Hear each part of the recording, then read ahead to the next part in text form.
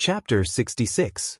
15 years ago, Night Spirit, a super force in the Dark World, went east to Zhongzhou State. Two superiors of the Invincible Realm led 3,000 elites to invade the border of Zhongzhou State.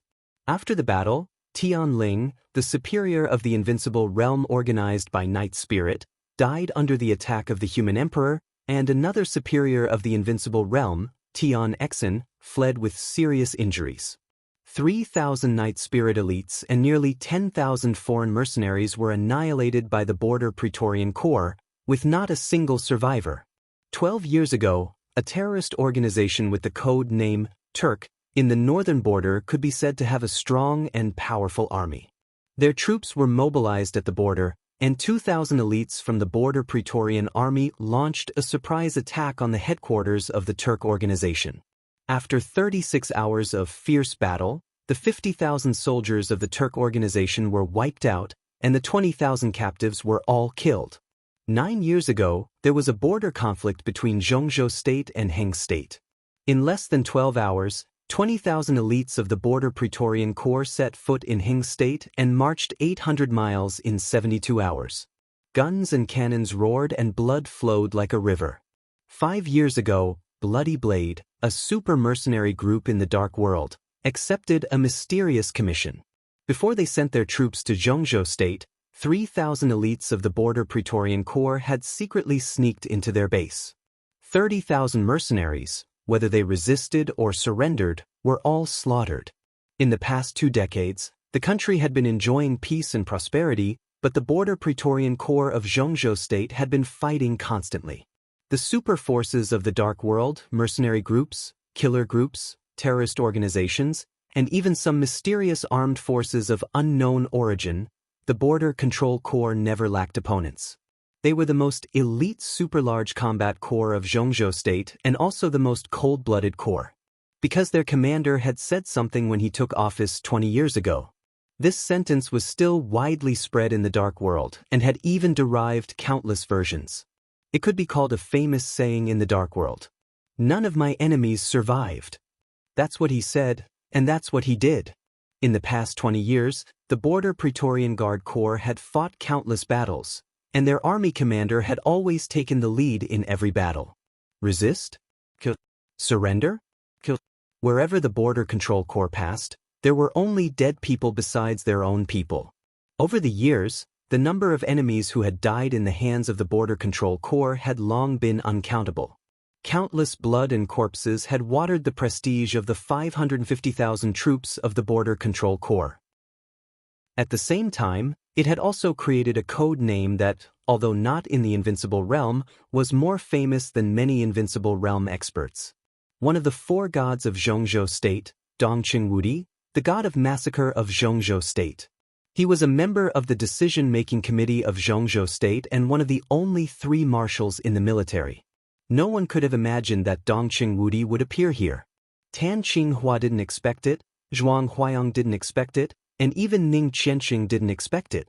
Dongqing Wudi's domineering appearance made it clear that he did not intend to save the Zhong family and the Tan family any face.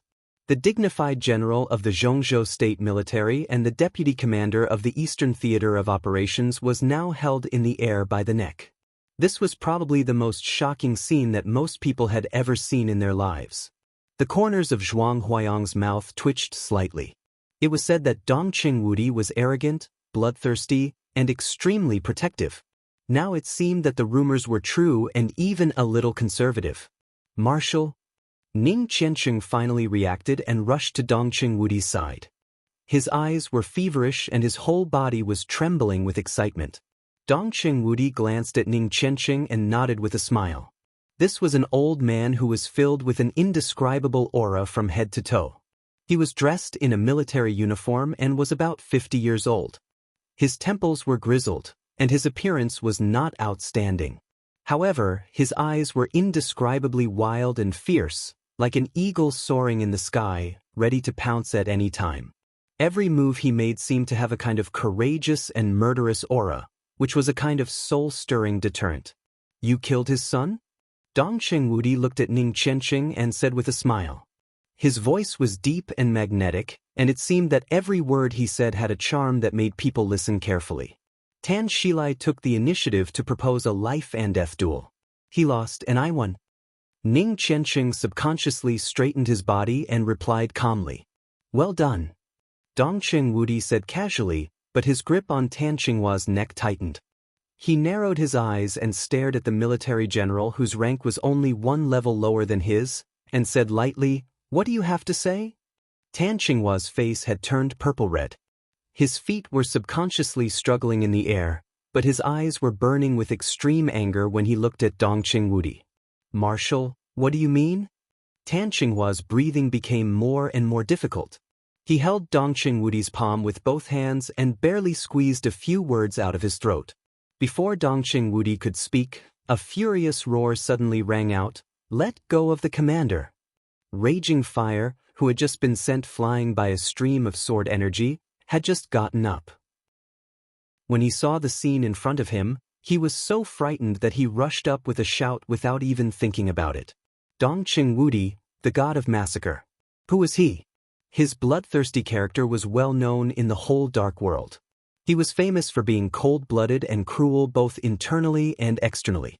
In the past 2 decades, there had been many senior officials who had impeached Dongqing Wudi. But this marshal with outstanding military exploits had always been in his current position, hadn't he?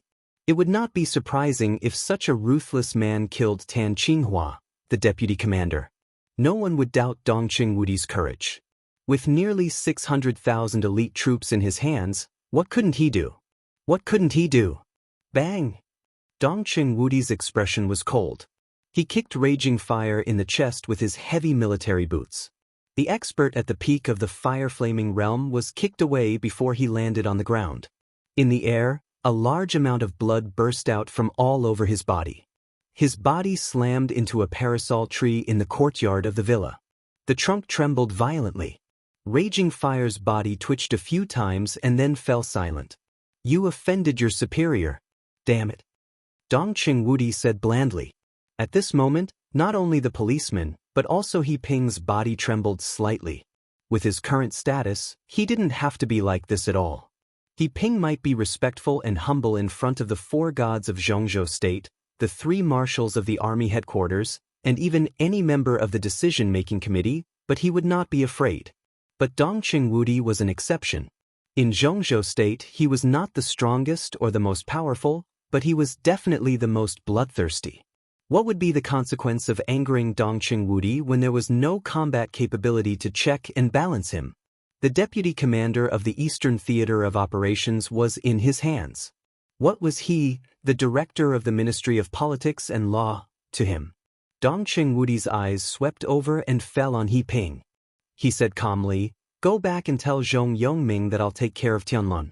If he's not convinced, he can come to me. Although the Border Control Corps is at the border, if he really dares to fight, I don't mind playing with him in Huading. He Ping hesitated for a moment and raised his head subconsciously. In his sight, Dongqing Wudi's expression was calm and indifferent, but there seemed to be endless evil light flickering slightly in his eyes. He hurriedly lowered his head and even slightly bent his waist. Yes. The corner of Dongqing Wudi's mouth twitched. He directly waved his hand and said crisply, Get out. Without saying a word, He Ping directly turned around and walked out of the small courtyard. A large number of policemen outside the courtyard began to retreat at his order, and the sound of footsteps was chaotic. In Dongqing Wudi's hands, Tan Qinghua's eyes began to turn white, and his struggle became more and more powerless. Dongqing Wudi finally let go and put Tan Qinghua on the ground. Deputy Commander Tan, who was almost strangled alive, coughed and gasped. For a moment, he couldn't even straighten his body. The matter of Qianqing was originally an internal competition of the Sky Academy. The casualty index of the Sky Academy is not a decoration. If someone dies, the Sky Academy will naturally deal with it. When your son died, you jumped out to take revenge like a mad dog. If Qianqing died tonight, should I be like you? Do you think I will? Tan Qinghua gasped rapidly and did not speak. Although Dongqing Wudi was protective of his son, to some extent, he also obeyed the rules. With his temperament, If Ning Qianqing really died in the hands of the other party in a fair battle, no matter who it was, Dong Qingwudi would not seek revenge. But Tan Qinghua could not do this, not to mention that he was his own son, who he had high hopes for. And Qianqing is a member of my Border Control Corps, an elite who dares to fight with the enemy in the Border Control Corps. He is not a child soldier of your Eastern Theater of Operations. Even if the Sky Academy can't deal with this matter, it should be handled by the Border Control Corps. Tan Qinghua, what right do you have to touch my man? Dong Qingwudi's tone grew colder. Marshal is really mighty. I admit defeat today. Tan Qinghua finally spoke. He had never been a talkative person. With Dong Qingwudi here, it was impossible to kill Ning Qianqing. In front of Horsewoman and Zhuang Huayang, Tan Qinghua could go crazy. But in front of Dong Qingwudi, if he dared to go crazy, Dong Qingwudi would definitely be crazier than him. At that time, the 300 elites of the Eastern Theater of Operations, including himself, would not be able to walk out of this villa. He believed that Dong Qingwudi definitely had the courage to kill. Since the situation was like this, Tan Qinghua did not bother to talk nonsense. He struggled to straighten up, took a deep breath, and said, "Everything that happened here tonight, I will truthfully report it to the Army headquarters and the decision-making committee. Marshal, take care of yourself. I just came back from Yuzhou, and I have no intention of going back to hold that damn meeting. I will report it. Do you think the old guys of the Prince Group can bite me to death?" Dong Qingwudi sneered rudely. Tan Qinghua slowly retreated and finally came under the parasol tree. He carried Raging Fire's body on his back and turned to leave. Dong Qingwudi stood where he was, squinting. There was no expression on his ordinary but clean face, but his eyes were full of killing intent. Dong Qingwudi did not slowly turn around until Tan Qinghua's figure completely disappeared. "Brother Dongqing, long time no see." Wang Xiaoyao, who had watched a wonderful show, walked over with a smile and handed Dong Qingwudi a cigarette. "We met in Yuzhou at the beginning of the year, didn't we?" Dong Qingwudi took the cigarette, glanced at Wang Xiaoyao, and suddenly said, "Tianzong took the heir of your Wang family of Beihai to the desert of Beijiang?" Wang Xiaoyao froze, and the temperature in his eyes quickly dropped. He held the cigarette in his mouth, looked at Dong Qingwudi seriously, and said, "As far as I know, even within the Wang family of Beihai, this is a secret. How did you know, brother?" "Now almost everyone knows what they should know. Is this a secret?" Dong Qingwudi smiled and said, "Congratulations. If Tianzong's trip is successful, Wang Xingxiao's reputation as a young heavenly son will be unshakable. Whether the number one of the young generation is surnamed Wang or Gu, it will be clear." Wang Xiaoyao frowned tightly and remained silent. Dong Qingwudi did not say more.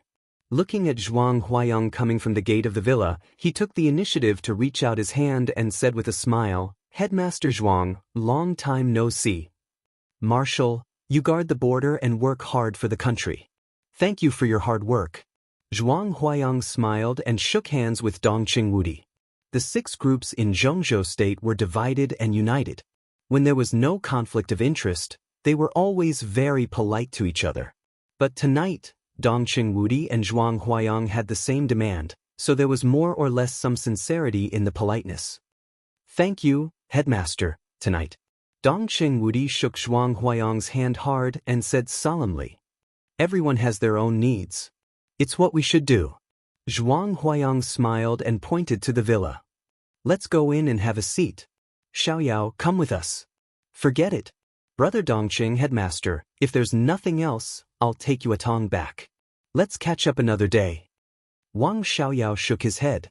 He had wanted to see Qin Weibai, but the news that his elder brother Wang Tianzong and nephew Wang Xingxiao had gone to the desert of Beijiang had spread like wildfire. Obviously, there was something wrong with the intelligence system of the Wang family of Beihai. This matter could be big or small, but if it was not dealt with as soon as possible, it would always make people feel uneasy. Zhuang Huayang glanced at him and nodded with a smile. Wang Xiaoyao left the villa in a hurry with Wang Yuetong, who walked to his side in silence. Dong Qingwudi took a deep look at Wang Xiaoyao, moved the corner of his mouth, and whispered, "This King Xiaoyao of the Wang family of Beihai is not as simple as he looks." Zhuang Huayang smiled and said nothing. No matter how complicated Wang Xiaoyao was, it was the business of the Wang family of Beihai. It had nothing to do with him, so he did not want to say more. Dongqing Wudi looked at Li Beitin, then at Horsewoman, and then his eyes fell on Ning Qianqing. Qianqing, where is Tianlan? Li Beitin, who was watching silently, thought of the conversation he had with Ning Qianqing when they first met. At that time, Li Beitin asked Ning Qianqing what his code name was, and Ning Qianqing replied that he was a man of sacrifice. Who's man of sacrifice? Dongqing Wudi, Ning Qianqing, Li Tunlan. The answer seemed to be obvious. He's upstairs. I'll call him. Ning Qianqing took out his mobile phone. Sorry, I had some private business upstairs, so I'm late. Li Tianlan's voice suddenly sounded from the door. Dongqing Wudi's body slightly stiffened, and a dazzling brilliance flashed in his pupils. He took a deep breath and slowly turned back. In his sight, Li Tianlan, with a calm expression, just walked out of the door and met his eyes. Tianlan. Dongqing Wudi called out, and his voice, which had always been cold and murderous, trembled slightly at this moment. Li Tianlan subconsciously frowned and whispered, Marshal Dongqing? Dongqing Wudi's voice just now almost covered the entire Yonghua Villa district. Li Tianlan was not deaf, so he naturally knew who the only stranger in the yard at this time was. Dongqing Wudi, one of the top 10 contemporary experts of Zhongzhou State, the god of massacre. This was definitely an unexpected meeting, but what surprised him more was Dongqing Wudi himself. In his impression, the military marshal known as the god of massacre should be the kind of man who was more than 2 meters tall, burly, with a beard and a ferocious appearance. But the man in front of him had enough momentum, but his appearance was not the god of massacre at all. Dongqing Wudi was not handsome, but he was definitely not ugly. In particular, his face was extremely clean. It was not the kind of clean without a beard, but his face did not have the vicissitudes and hardships that a middle-aged man should have. It was so clean that there seemed to be no trace of time. If it were not for the white hair at his temples, even if someone said that he was just a young man in his 30s, Li Tianlan would believe it. Dongqing Wudi took a deep breath. In a very short time, the cigarette butt in his hand had been unconsciously crushed by him. He subconsciously took a step forward and suddenly said, Tianlan, how about going back to Zhongyun province with me? Li Tianlan looked inexplicable. He did not know what this uncle god of massacre was doing and could not answer for a while. Marshal, why are you in such a hurry? Since you are here, you should at least say hello to the owner of this place, right? Go in and have a seat first? Zhuang Huayang laughed in a low voice. His eyes flickered as if he knew something, but he did not seem to know what. Thinking of the phone call he had received from Zhongyuan province, Zhuang Huayang had thousands of speculations in his heart, which were simply wonderful. Yes, go in and have a seat first.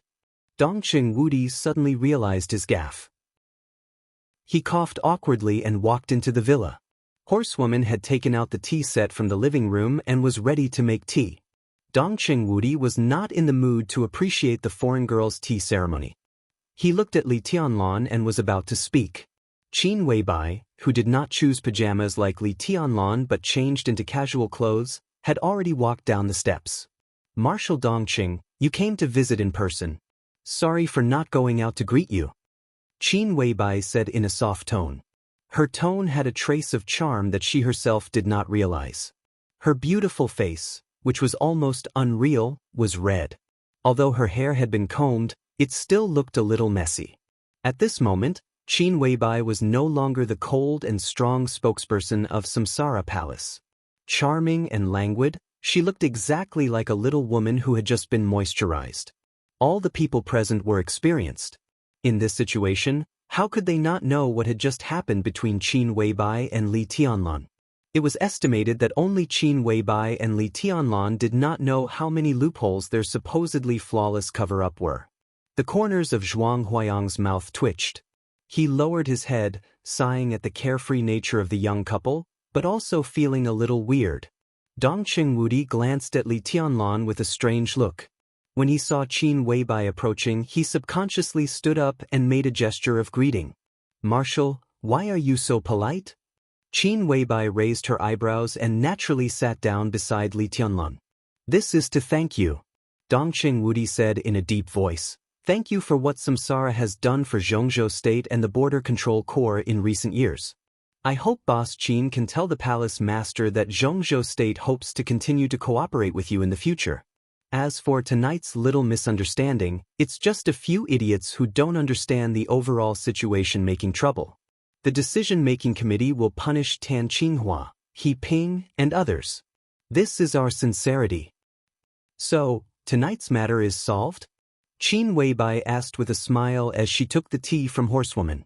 Dongqing Wudi hesitated for a moment and said slowly, after tonight, the Zhong family and the Tan family will not use official means to pursue this matter. As for privately, he didn't finish, but he didn't need to. No one could do anything to the two wealthy families in private as long as they didn't get evidence. That's good, Qin Weibai said softly, holding the teacup. Tonight, Tan Qinghua came to Yonghua Villa and was stopped by Horsewoman. Because of the official relationship, once the two sides fought, it would be a foreign master against the official of Zhongzhou State. Once the official name was gone, even if they fought to the death, it would be a personal grudge. Boss Qin and Dunlon? Dongqing Wudi was silent for a while, and finally couldn't help asking. The living room seemed to be quiet for a second. Then Qin Weibai's natural and unrestrained voice sounded. Her face was still red, but there was a trace of happiness and joy in her eyes. I'm already Tianlan's woman. He said he would marry me. Dongqing Wudi's face changed slightly. He touched his nose subconsciously and said with a wry smile, Congratulations, congratulations. It's good that you think so, Marshal. Qin Weibai said softly with a smile and gently fixed the collar of Li Tianlan's pajamas. Dongqing Wudi had nothing to say. At this time, he really didn't know what to say to Qin Weibai, so he looked at Li Tianlan and asked, Tianlan, would you like to go back to Zhongyuan province with me? Li Tianlan's tone was calm, but there was some doubt in his eyes. He always felt that there was something wrong with the way Dongqing Wudi looked at him. He thought of the engagement that Qin Weibai had mentioned not long ago. His heart gave a little jump. Why do you ask so many questions? You're so fussy. You weren't so fussy before. Would our marshal harm a stinking brat like you? A rough and hearty voice sounded from outside the door. Li Tianlan suddenly turned back. A stout figure strode into the living room, looked at Li Tianlan and laughed. He was actually very tall, but his fat body could deceive people's eyes. The man had a beard and a bald head, completely looking like a middle-aged non-mainstream man. He left a deep impression wherever he went. Li Tianlan's eyes were full of surprise from the bottom of his heart. He said with a smile, Uncle Lei, why are you here? Let me introduce myself again. The bearded man laughed and said, Thunder God, the commander of the Guards Battalion of the Border Praetorian Corps, and also the Marshal's bodyguard. Now you can go to Zhongyuan with us without worry, right? Li Tianlan still had doubts in his heart, but he agreed without hesitation. Then let's go. Dongqing Wudi, who had been sitting, suddenly got up, grabbed Li Tianlan's hand, and directly pulled him out. He couldn't wait. Happy New Year to everyone, it's the beginning of the month. Brothers with guaranteed monthly votes, give them to the Special Warfare Team. Asking for monthly votes. Chapter 67. Begging for monthly votes at the beginning of the month. Today's update is over 10,000 words. Give me those who have guaranteed monthly votes. Dongqing Wudi was in a hurry. This was something that everyone could feel. Li Tianlan was almost dragged out of the villa and out of the courtyard by him. Thunder God led the way, walking as fast as he could. The three of them quickly walked to an open space in the central area of the villa, and Li Tianlan was directly stuffed into the helicopter by Dongqing Wudi. The helicopter rotors roared up after a while and flew higher and higher. Li Tianlan, who had taken a helicopter for the second time in his life, was confused. He looked at Dongqing Wudi sitting opposite him and looked at him seriously, and then at Thunder God who was driving the helicopter. He was full of questions, but he didn't know where to start. Uncle Thunder. Li Tianlan was silent for a while. He didn't know what to say to the military marshal in front of him, so he could only turn his head and call Thunder God. Thunder God's rumbling laughter rolled through the cabin, and it was clear and deafening in the roar of the rotors. "Don't worry, boy. I don't have time to catch up with you. Just stay here. Marshall and I won't hurt you. Don't you trust us?" Li Tianlan smiled and said no more. For him, most people in the world could not be completely trusted, including Dongqing Wudi in front of him. But Thunder God was an exception. When he was 17 years old, when he walked out of the camp on the border for the first time, it was not his grandfather or any veteran in the camp, but Thunder God. Like today, he sat in the cabin and Thunder God drove the helicopter.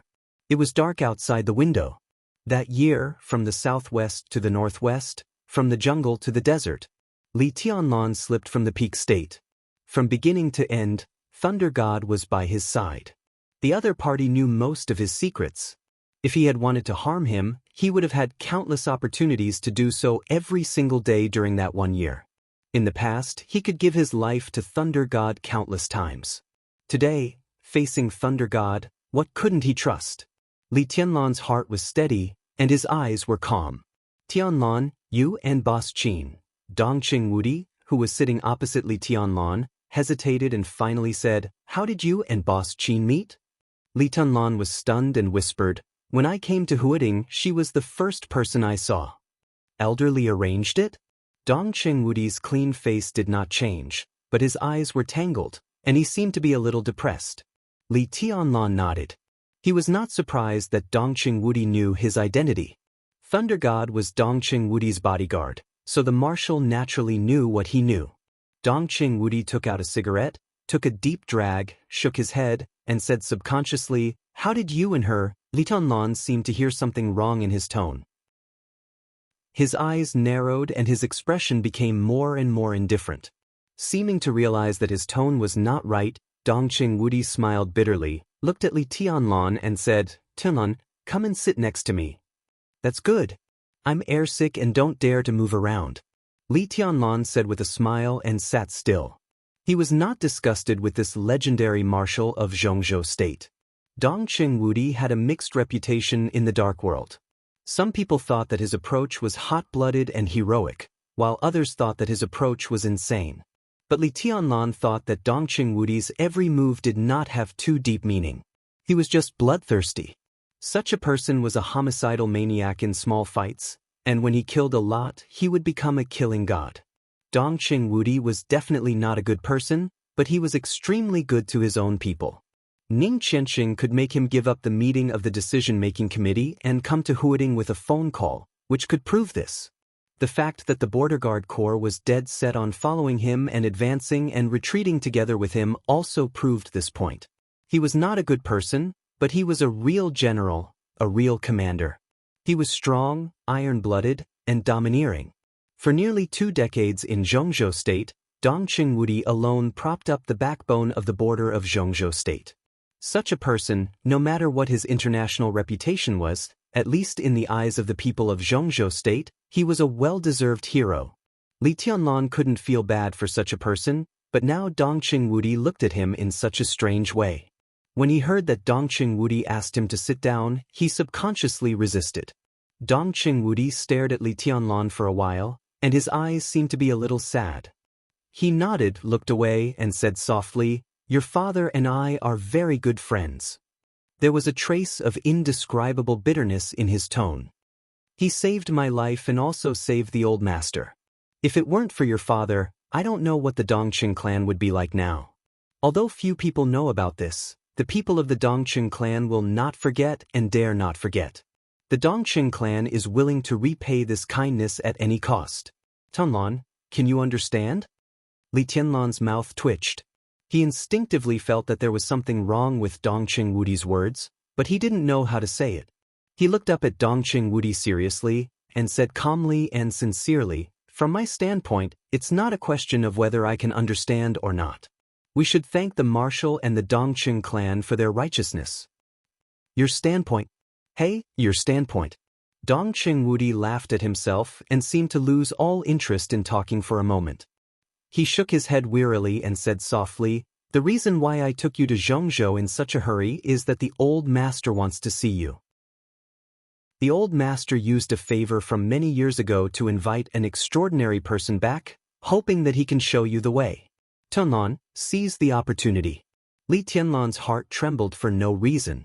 Looking at Dongqing Wudi, who had closed his eyes to rest, he nodded silently and stopped talking. The helicopter shuttled in the air. It was dark outside the window, and only the sound of the wind whistled in the rotation of the rotors. Overnight, he tested the attitude of the academics and inadvertently walked into the Dongqing clan, the leading force of the giant group. The road ahead was dark. What would happen tomorrow? Li Tianlan closed his eyes. In his mind, there seemed to be footsteps from a distant place, echoing in the depths of his heart. It was very light and very fast. That was the footsteps of destiny. Zhongyuan Province. Luojing. It was nearly 4 o'clock in the morning when the helicopter landed. Li Tianlan, who closed his eyes to rest but didn't fall asleep, followed Dongqing Wudi out of the helicopter and found himself at the foot of the mountain again. In front of him was a neatly paved two-way lane, stretching all the way up from the foot of the mountain to an unknown place. The straight poplars on both sides stood by the roadside, making the road deep and mysterious. In front of the helicopter, a row of cars was parked quietly.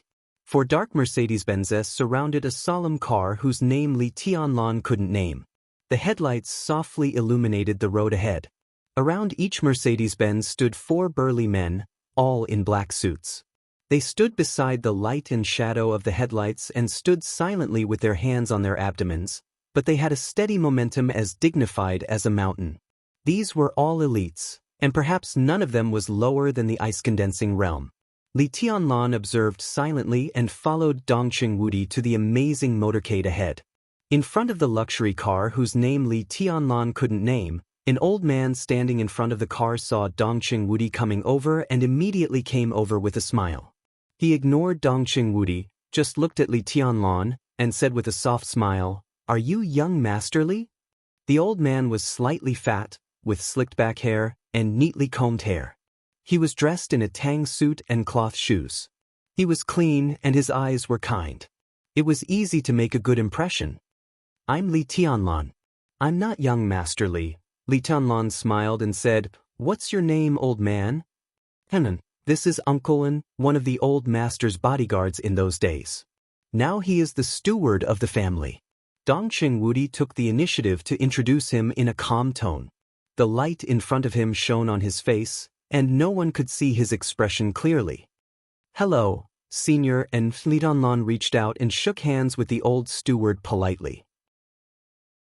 Because of the mysterious and forbidden Dongqing Huangte, Li Tianlan was very interested in the Dongqing clan, and he also learned some superficial information from Ning Qianqing.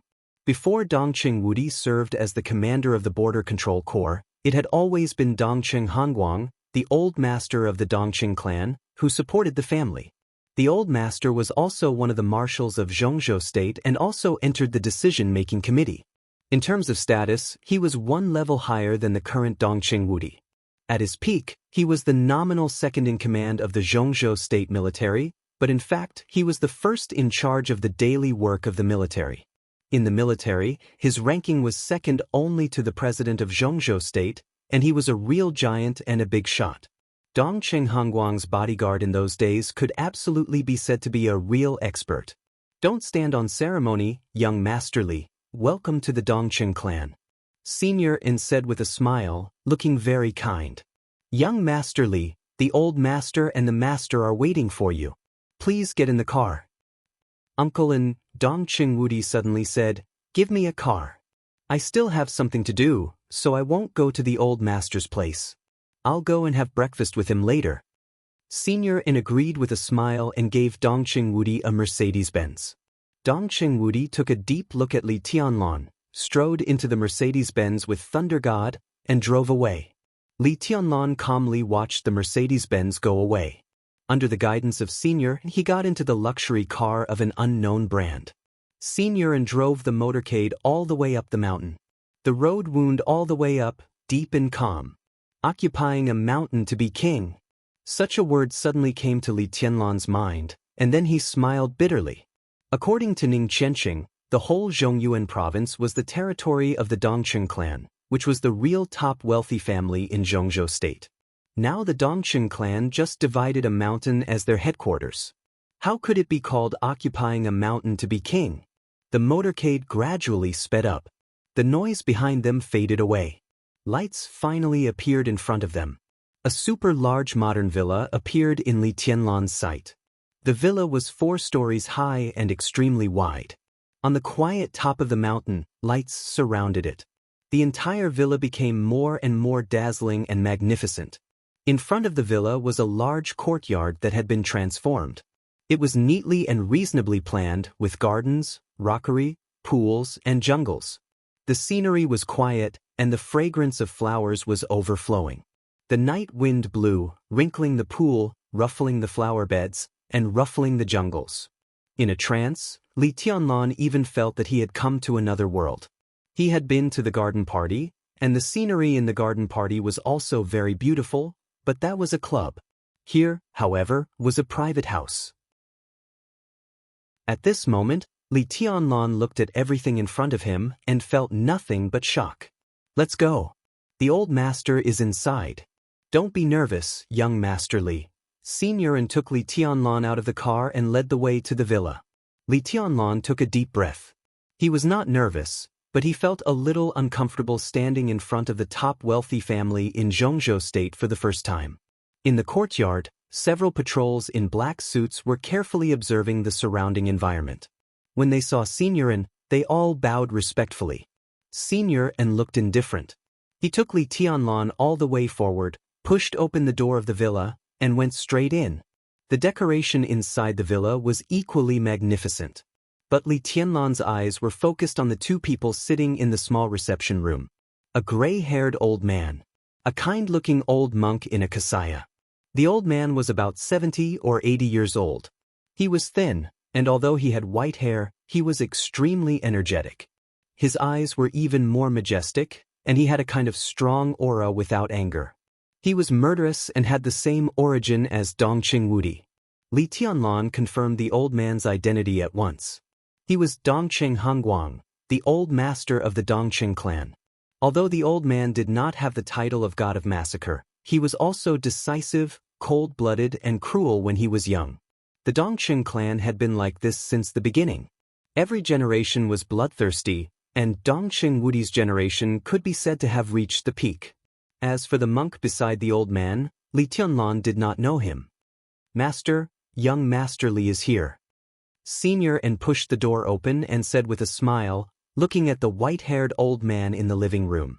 The old man had already noticed Li Tianlan behind Senior. His eyes were astonishingly bright, and he laughed and said, "Han, come here, let me have a good look." Li Tianlan walked over and opened his mouth, but did not know what to say. He could only bow slightly and said with a smile, "Hello, old master." "What old master?" Dongqing Hongguang stared at him and said, "Call me grandpa. I've been friends with your grandpa for many years. It's not too much to ask you to call me grandpa, is it?" Li Tianlan was a little embarrassed. He subconsciously touched his nose and opened his mouth, but he could not say anything. Dongqing Hongguang did not embarrass him. His bright eyes became softer and softer, and he suddenly said, "How is Brother Li? In the blink of an eye, you've grown up so much. I haven't seen my brother for a long time." "Grandpa is fine." Li Tianlan nodded. If he had something to say, he would never say much. In front of such a sophisticated big shot, the more he said, the more mistakes he would make. Dongqing Hongguang nodded and said with a smile, "Come on, let me introduce you. This is Great Master Wei." You may not have heard of this name, but you must have heard of the Great Soaring Temple, right? Great Master Wei is the living Buddha with the highest seniority in the Great Soaring Temple. Even the current abbot of the Great Soaring Temple has to call him martial uncle. The Great Soaring Temple. Li Tianlan had naturally heard of this name. It was a martial arts force with a reputation only slightly worse than that of Mount Shu and Jade Pool. It practiced both Buddhism and Taoism, and its Buddhist incantation of 9 words was even more powerful. There were monks and Taoist priests in the Great Soaring Temple. Although it was a temple, the current abbot of the temple was a Taoist priest. His Taoist name was Tathagata, and he was one of the top 10 contemporary experts in Zhongzhou State. Taoist Tathagata's martial uncle? This was a real expert. Li Tianlan bowed slightly and said softly, "Greetings, Great Master." Amitba. Great Master Wu smiled and put his palms together to return the salute. Looking at Li Tianlan, he suddenly laughed and said, "Benefactor, do you believe in destiny? Do you believe in karma?" Li Tianlan raised his eyebrows and suddenly thought of Xian Xuanzi. The opening remarks of these two people were basically the same. "I believe it or not." Li Tianlan chose his words carefully and said seriously, "Great Master, can you see my karma? My karma?" Great Master Wu hesitated and put his palms together without saying a word. He seemed to be in a dilemma. "Great Master, just say it." Li Tianlan said directly. Dongqing Wudi had already said on the plane that the Dongqing clan invited an eccentric person today to show him the way. Naturally, he would not stand on ceremony. If he really met a master in metaphysics, it would be of immeasurable help to him in the future.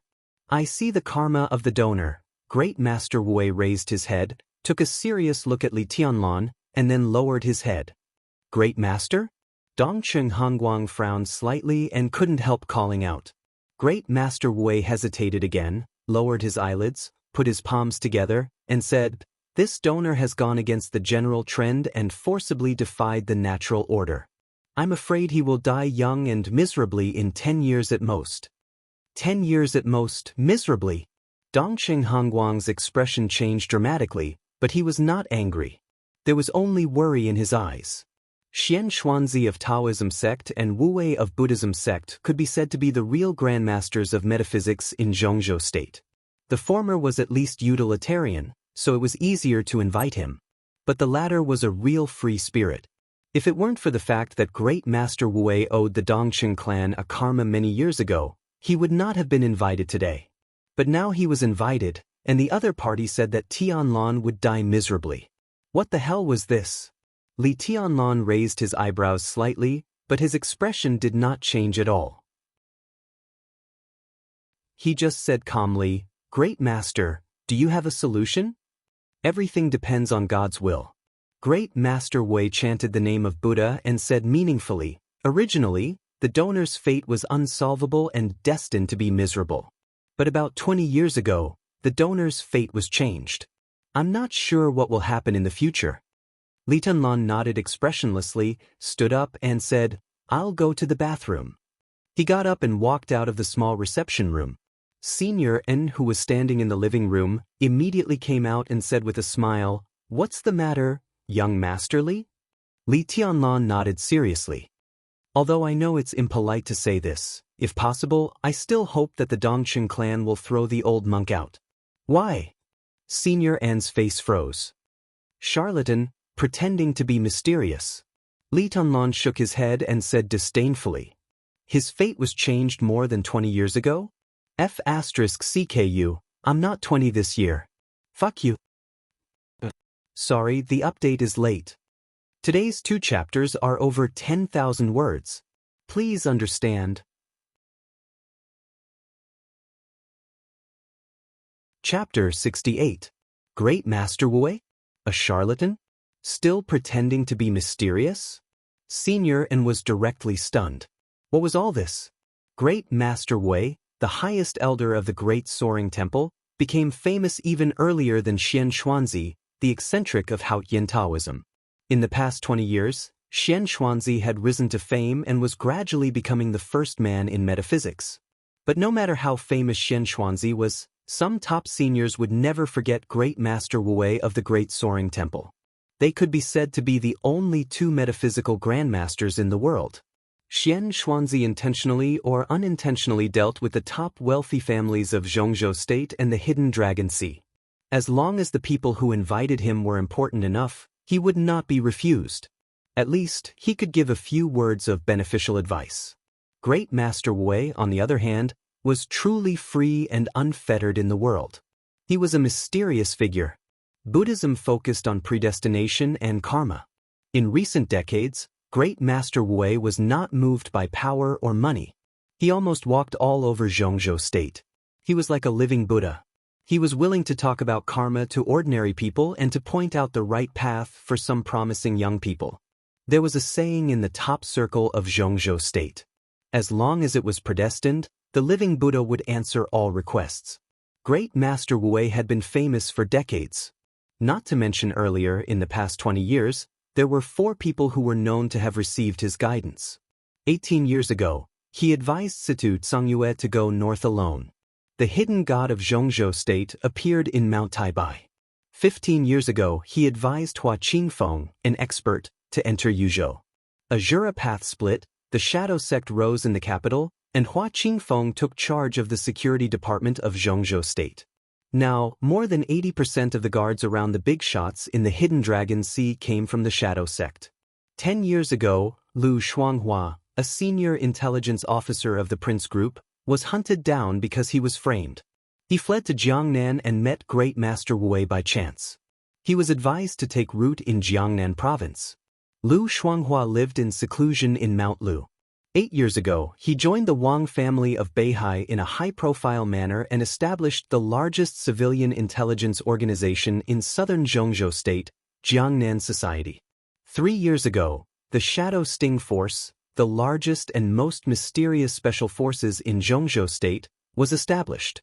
Wang Zhaoyang, one of the core members of the Wang family of Beihai and the commander of the Shadow Sting Force, went straight to the Great Soaring Temple on the second day he took office, just to thank Great Master Wu in person. 20 years, for people, for giants of the dark world of Zhongzhou State. Whether Great Master Wu intended it or not, no one dared to say that Xian Xuanzi had surpassed Great Master Wu in metaphysics based on the achievements of these 4.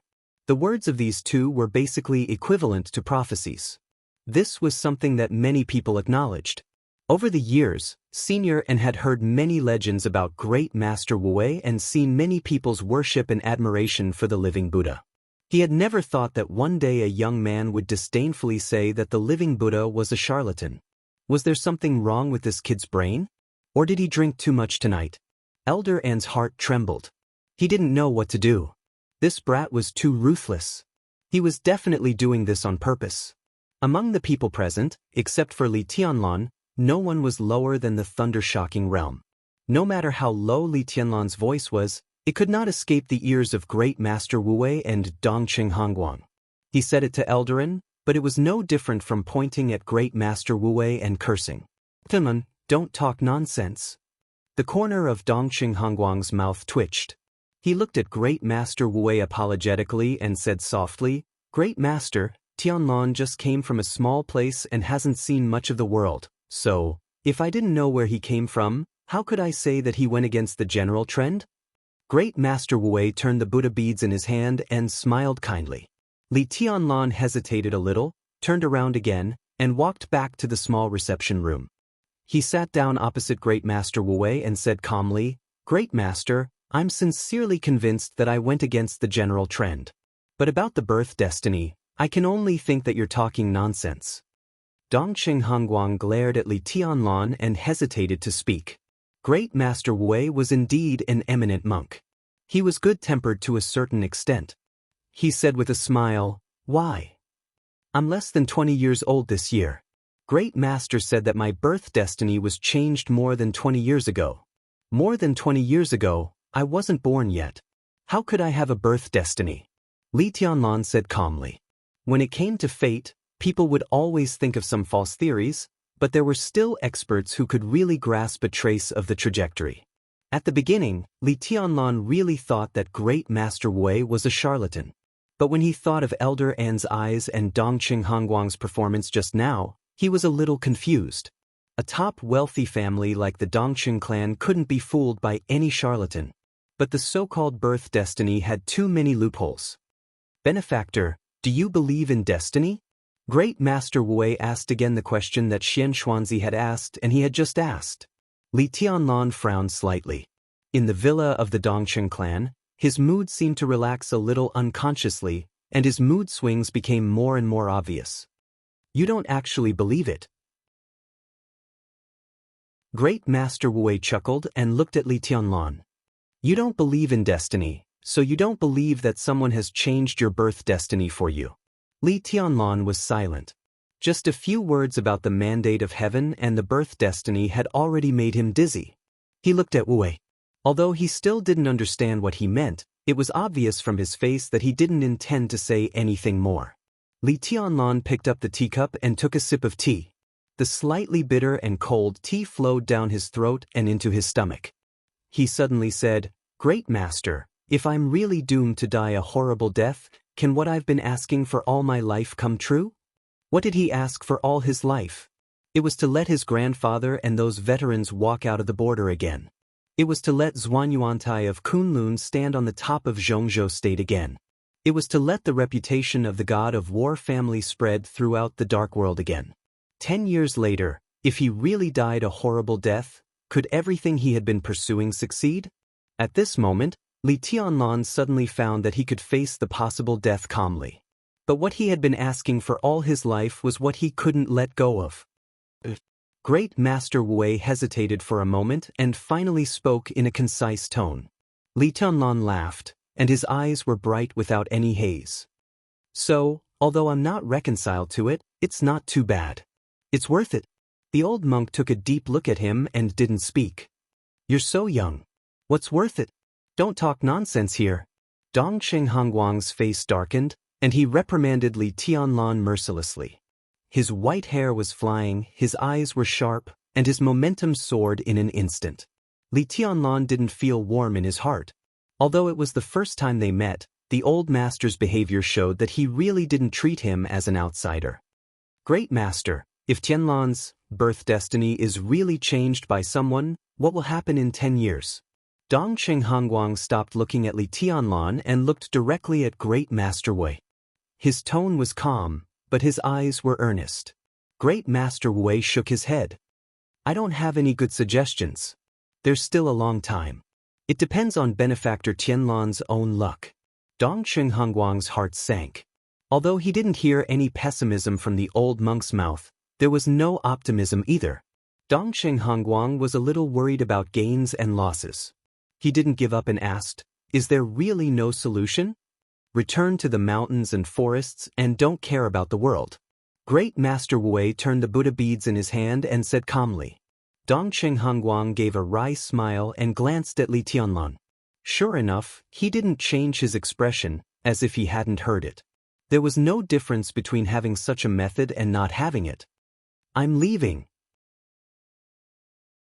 Great Master Wu Wei suddenly stood up, looked at Dongqing Hongguang, and said with a smile, "You and I are destined to meet in this life.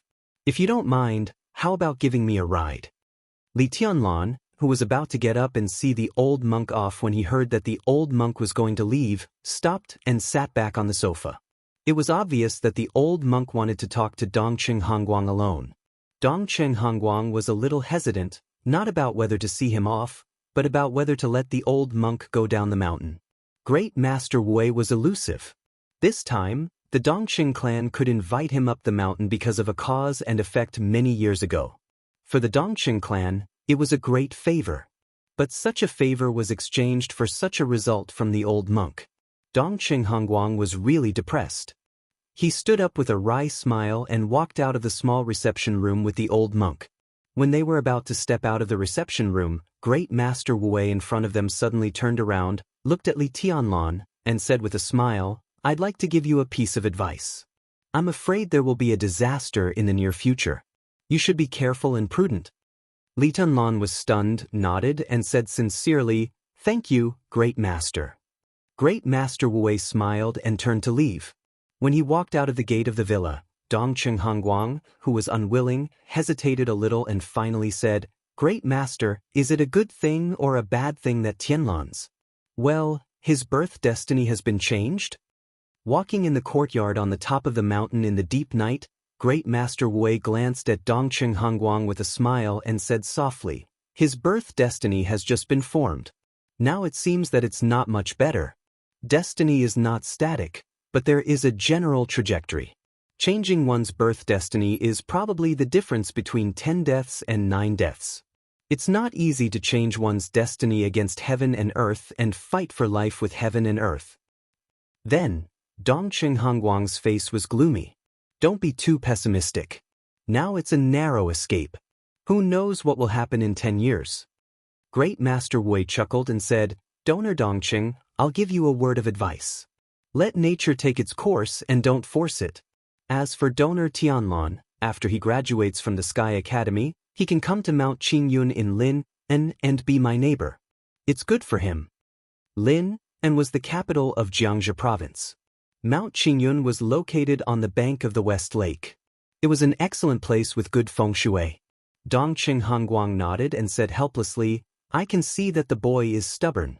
Great Master, what if he doesn't go? His birth destiny has been formed, and his destiny has been determined. How can it be up to him? Great Master Wei smiled casually and reached for the car door, intending to go down the mountain. Dongqing Hongguang's heart skipped a beat and he suddenly asked, Great Master, who changed Tianlan's birth destiny? Great Master Wei paused and turned to look at Dongqing Hongguang with deep eyes. He got into the car. When the door was about to close, a faint voice rang in Dongqing Hongguang's ears. I changed it. Thank you for 5447229 big yuanbao reward.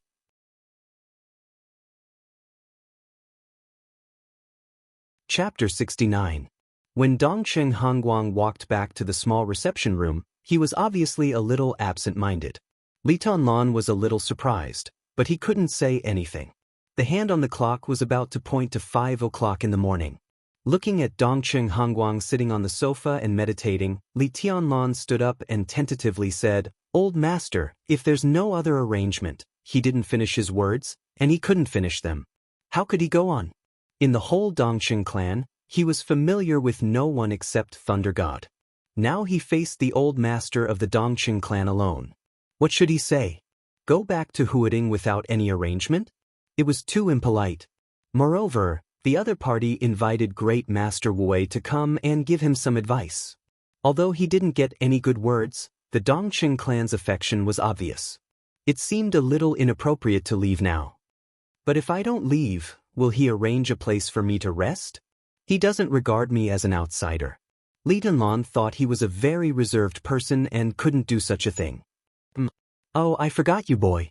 Dongqing Hongguang's serious face relaxed slightly. He looked at Li Tianlan with a hearty smile. The old man looked calm and collected, but Li Tianlan felt uneasy. The old man's eyes were so strange, as if he was looking at a treasure. That kind of soft and surprised look appeared on an old man, and Li Tianlan instinctively got goosebumps. Come with me.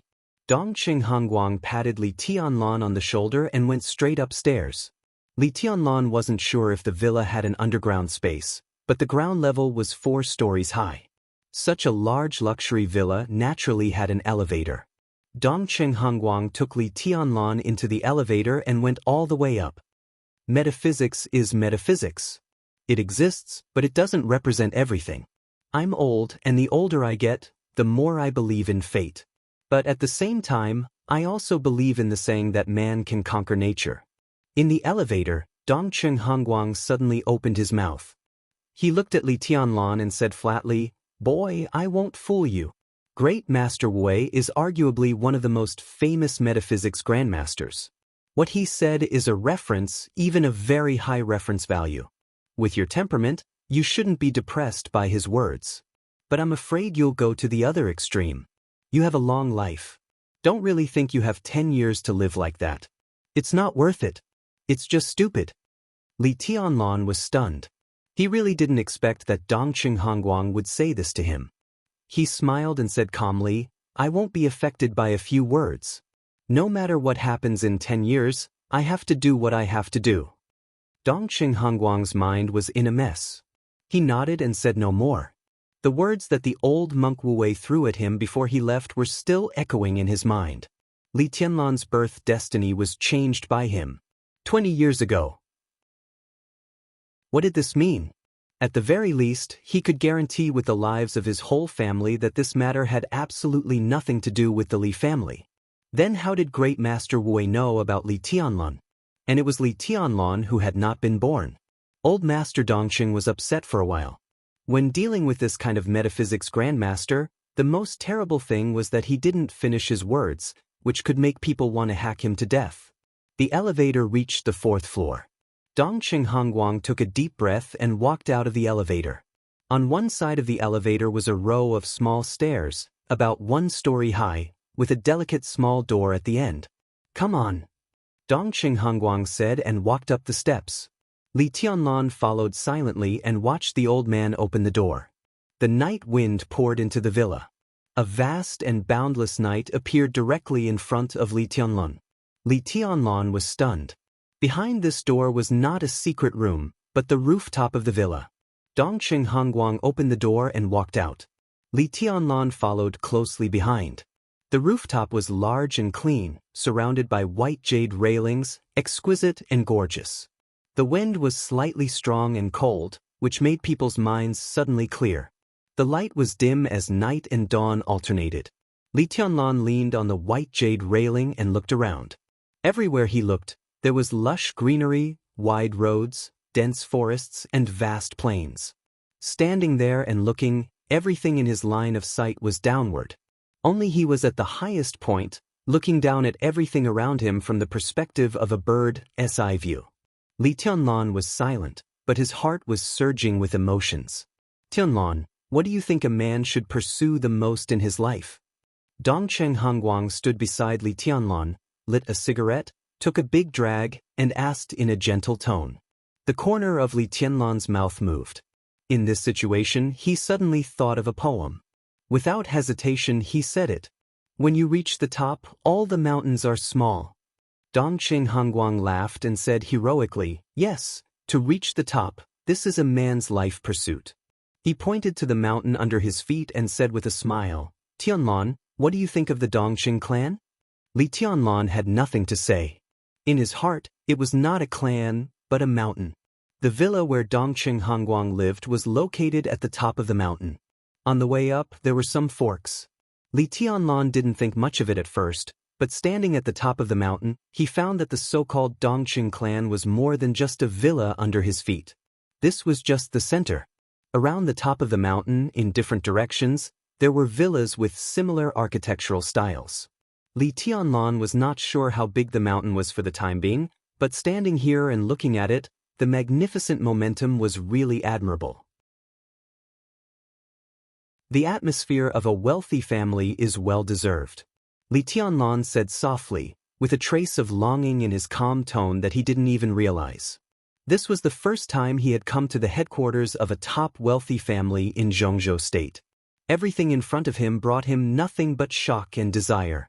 Dongqing Hongguang stopped smiling, but his boldness did not diminish.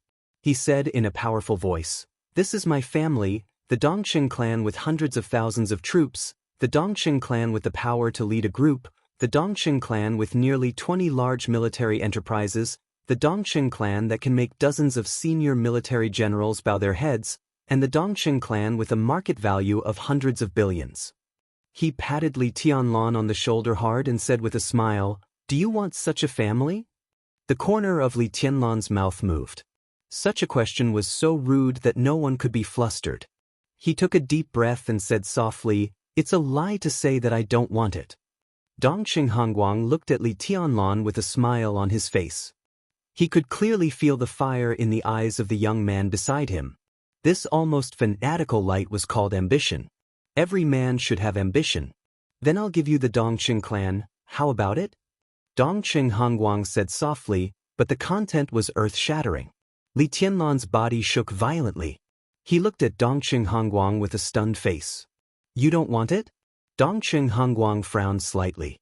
His reaction was completely unexpected. "I can't afford it," Li Tianlan said with a wry smile. At this moment, he was really a little scared and even felt that there was something wrong with the old man beside him. Give the Dongqing clan to him? He couldn't think of any other possibility except that the old man was crazy. "What? Didn't your grandfather tell you?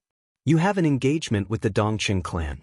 After you marry Rushi, I'll give the Dongqing clan to you. Everything here is yours, including the border Praetorian Corps." Dongqing Hongguang said calmly. Li Tianlan felt a headache. He knew that he had an engagement, but his old man didn't say with whom. When he first saw Qin Weibai and felt her deep love, Li Tianlan even guessed that Qin Weibai was his fiancée. The Dongqing clan? In Li Tianlan's previous impression, it seemed to have nothing to do with him. The appearance of Thunder God tonight connected him with the Dongqing clan. Li Tianlan had a vague guess in his heart, but it was just a guess. Now that he heard Dongqing Hongguang admit it, the truth of the so-called engagement was revealed. Rushi? Dongqing Rushi? Li Tianlan thought silently. He had heard of this name for a long time. She was one of the core disciples of Jade Pool and the youngest daughter of Dongqing Wudi. She had exquisite bone and was a 19-year-old expert of the fire-flaming realm. She was even one place ahead of Li Baitian in the ranking of the top 10 experts of the young generation. When Li Tianlan heard this name before, he had always regarded Dongqing Rushi as an opponent he might meet in the future. As a result, his opponent became his fiancée. This change was too big. At least, Li Tianlan couldn't accept it for a while. He lit a cigarette and took a big drag.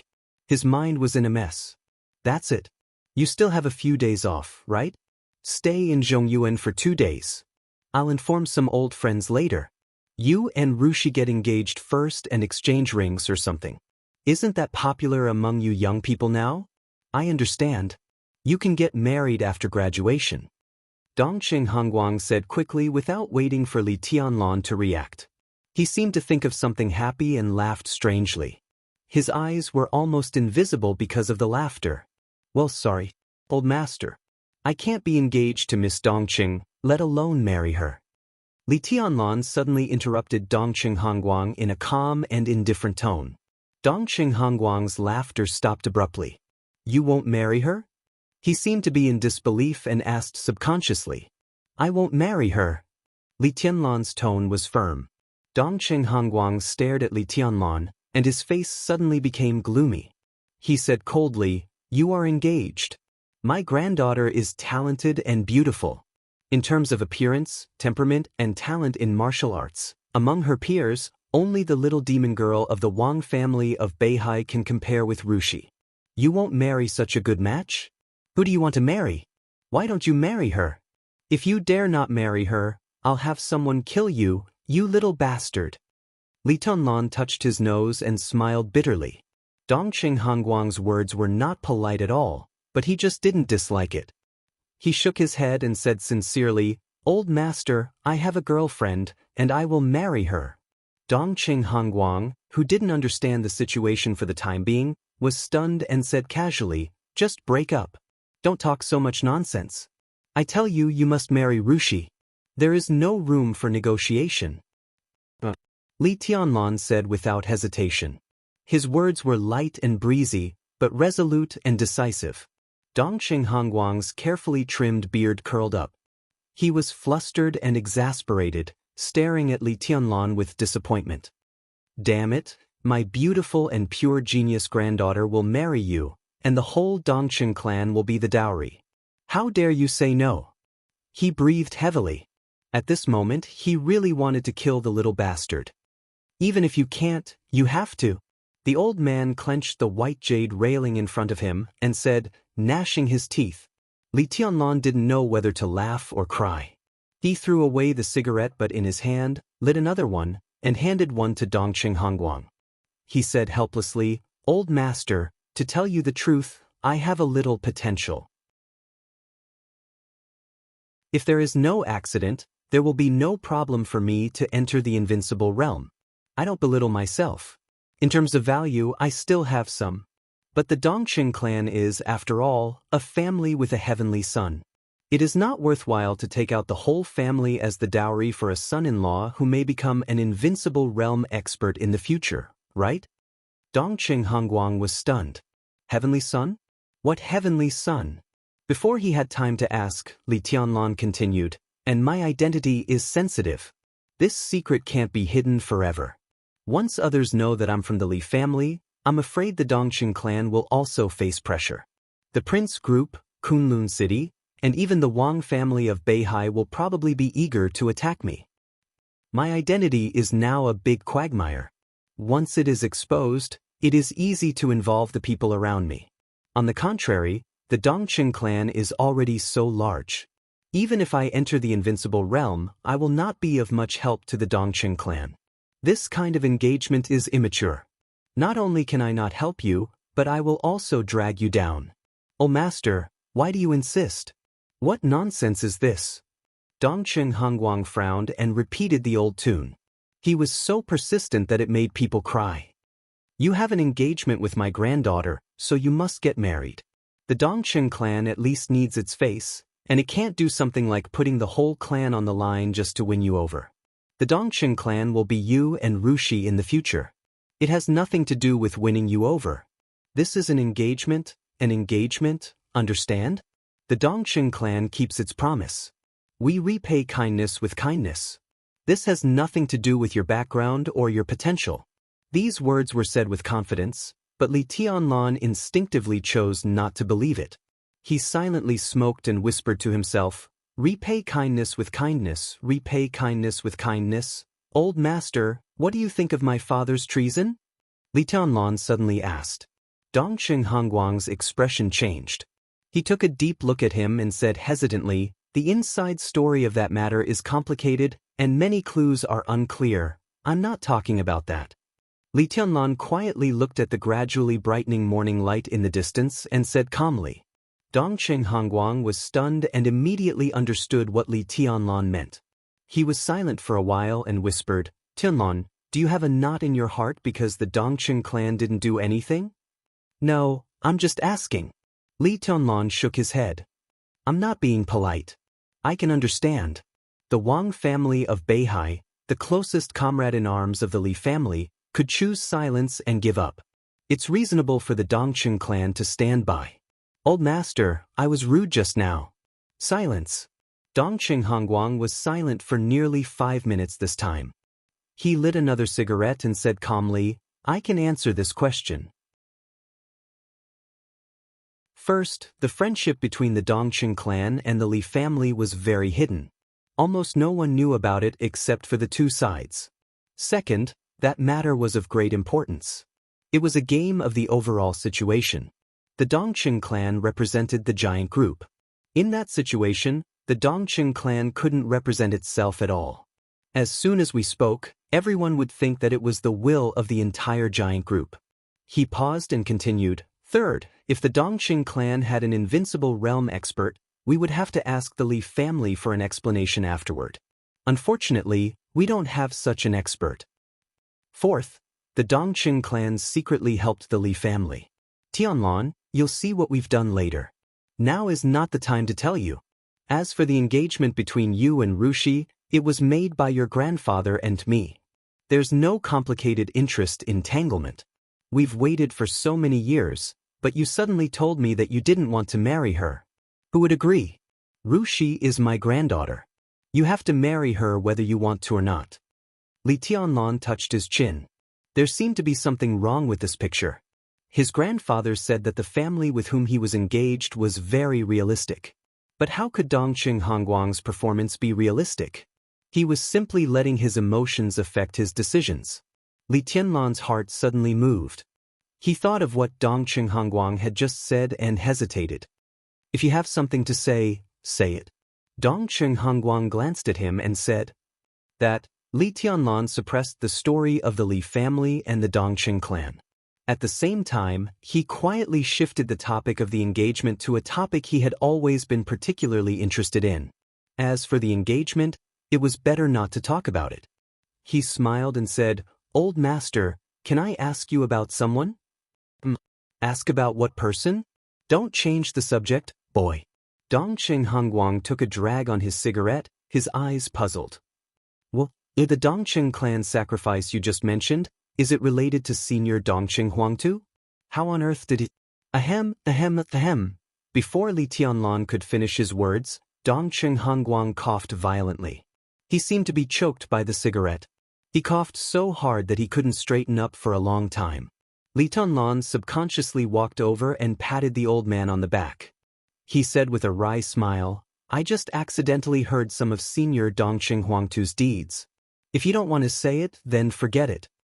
Dongqing Hongguang waved his hand with difficulty and said in a hoarse voice, Who did you just say? Senior Dongqing Huangtu. Li Tianlan knew that he might be suspected of rubbing salt in the wound, but he hesitated and said it again. Dongqing Hongguang straightened up and looked at Li Tianlan with a complicated look in his eyes. Li Tianlan braced himself to look at the old man, feeling a little creepy for no reason. "I don't know the person you're talking about," Dongqing Hongguang finally said. "There is no such person in the Dongqing clan. As for outside the Dongqing clan, I've never heard of this person." Chapter 70. Since coming to the Dongqing clan, Li Tianlan had encountered more accidents than accidents. He was a little confused about Great Master Wu Wei's claim that he changed his fate. Now Dongqing Hongguang told him that the Dongqing clan did not have Dongqing Huangtu. Li Tianlan felt a little uncomfortable. In terms of combat capability, Dongqing Huangtu definitely deserved the title of Heavenly Son. If such a person did not die, the reputation of the Dongqing clan could even catch up with that of the Wang family of Beihai in a few decades. But such a heavenly son died of siege and betrayal, which was definitely the most painful scar of the Dongqing clan. When Li Tianlan mentioned Dongqing Huangtu, he could understand and accept that the people of the Dongqing clan would be angry, sad, or in pain. But he did not expect that Dongqing Hongguang would say that he had never heard of this person. Of course, Li Tianlan didn't believe it. Not to mention how weird Dongqing Hongguang's reaction was. Even Qin Weibai couldn't lie to him, and there was no need to fabricate a non-existent heavenly son to fool him. Was it a taboo in Zhongzhou state? Li Tianlan was thoughtful. What did Dongqing Huangtu's past and death mean? "Old master, have you really never heard of this person?" Li Tianlan did not give up and asked again. In the beginning, wanting to know more about Dongqing Huangtu was just one of his interests. But now, his curiosity was aroused. What on earth did he do back then? Even his own family members claimed that he did not exist. It was simply incredible. No. Dongqing Hongguang's voice was hoarse, and his eyes were blank and confused. In an angle that Li Tianlan could not see, he chuckled and said calmly, "Tianlan, where did you hear this name? What else do you know about this person?" "From a friend. Senior Huangtu was besieged and died." Snap. Before Li Tianlan finished speaking, Dongqing Hongguang's hand suddenly tightened on the white jade railing. The jade railing was broken into powder in his palm. The powder slid down his palm, fluttered, and was blown away by the wind. Dongqing Hongguang was expressionless and pale. Li Tianlan shut up subconsciously. With the old master's reaction, it was obviously not appropriate to talk about Dongqing Huangtu. But this dead heavenly son had taken root in his heart and gave birth to countless possibilities. "Anything else?" Dongqing Hongguang suddenly asked. Li Tianlan glanced at him and shook his head. He suddenly thought, since Dongqing Huangtu was besieged and died because of betrayal, then who was it that besieged him? Who had betrayed him? Were these the enemies of the Dongqing clan or his own? Would the Dongqing clan have the same enemy as him? If the answer was yes, then Li Tianlan seemed to have found a way to take advantage of Dongqing Rushi even if he didn't marry her. In his sight, a black Mercedes-Benz slowly drove along the mountain road into the courtyard and stopped in front of the main entrance of the villa. When the car door opened, Dongqing Wudi and Thunder God, who had left at the foot of the mountain a few hours ago, got off. A very beautiful woman got off with them. Li Tianlan was stunned. Was this Dongqing Rushi? It didn't look like it. The woman looked to be about 25 or 26 years old. She was plump and beautiful, and her eyes were gentle. She wore a pair of exquisite gold-rimmed glasses, and a faint smile hung at the corner of her mouth. Her every move revealed a kind of steadiness and calmness. Dongqing Rushi, who was 19 years old this year, could be called a girl, but the one in front of him was a beautiful young woman. "Let's go down for dinner." Dongqing Hongguang glanced down and said in a low voice. It seemed that his mood was also affected by the mention of Dongqing Huangtu. Li Tianlan felt a little apologetic and followed Dongqing Hongguang downstairs in silence. Almost at the same time when they walked out of the elevator, Dongqing Wudi and the other two also walked into the villa. Seeing his father and Li Tianlan, Dongqing Wudi was stunned. Then he quickly walked over and whispered, "Dad." Thunder God didn't follow. The beautiful young woman that Li Tianlan had just met smiled and called him grandpa. She glanced at Li Tianlan and nodded with a smile. Her smile was warm and elegant. It was a kind of pure gentleness that only women had, like a clear spring, sweet and irresistible. Li Tianlan's heart sank. Was it really Dongqing Rushi? There was something wrong with her attitude. Beside him, Dongqing Hongguang was in a low mood, but he didn't forget to introduce her. He said calmly, "Tianlan, this is my granddaughter, Dongqing Qiuqi. You can call her sister from now on. She works in Huading now. If you need anything in the future, you can ask her." "Hello, Sister Qiuqi." Li Tianlan felt a little relieved and took the initiative to extend his hand with a smile. As far as he knew, although Dongqing Hongguang was still in charge of the Dongqing clan, the old master was only in charge of the general direction. In fact, the patriarch of the Dongqing clan had become Dongqing Wudi. This top family that dominated Zhongyan was also prosperous, but Dongqing Wudi only had 2 daughters. The one in front of him was undoubtedly the elder daughter, and the younger one was Dongqing Rushi. Although Dongqing Qiuqi looked young, she should be close to 30 or even in her early 30s.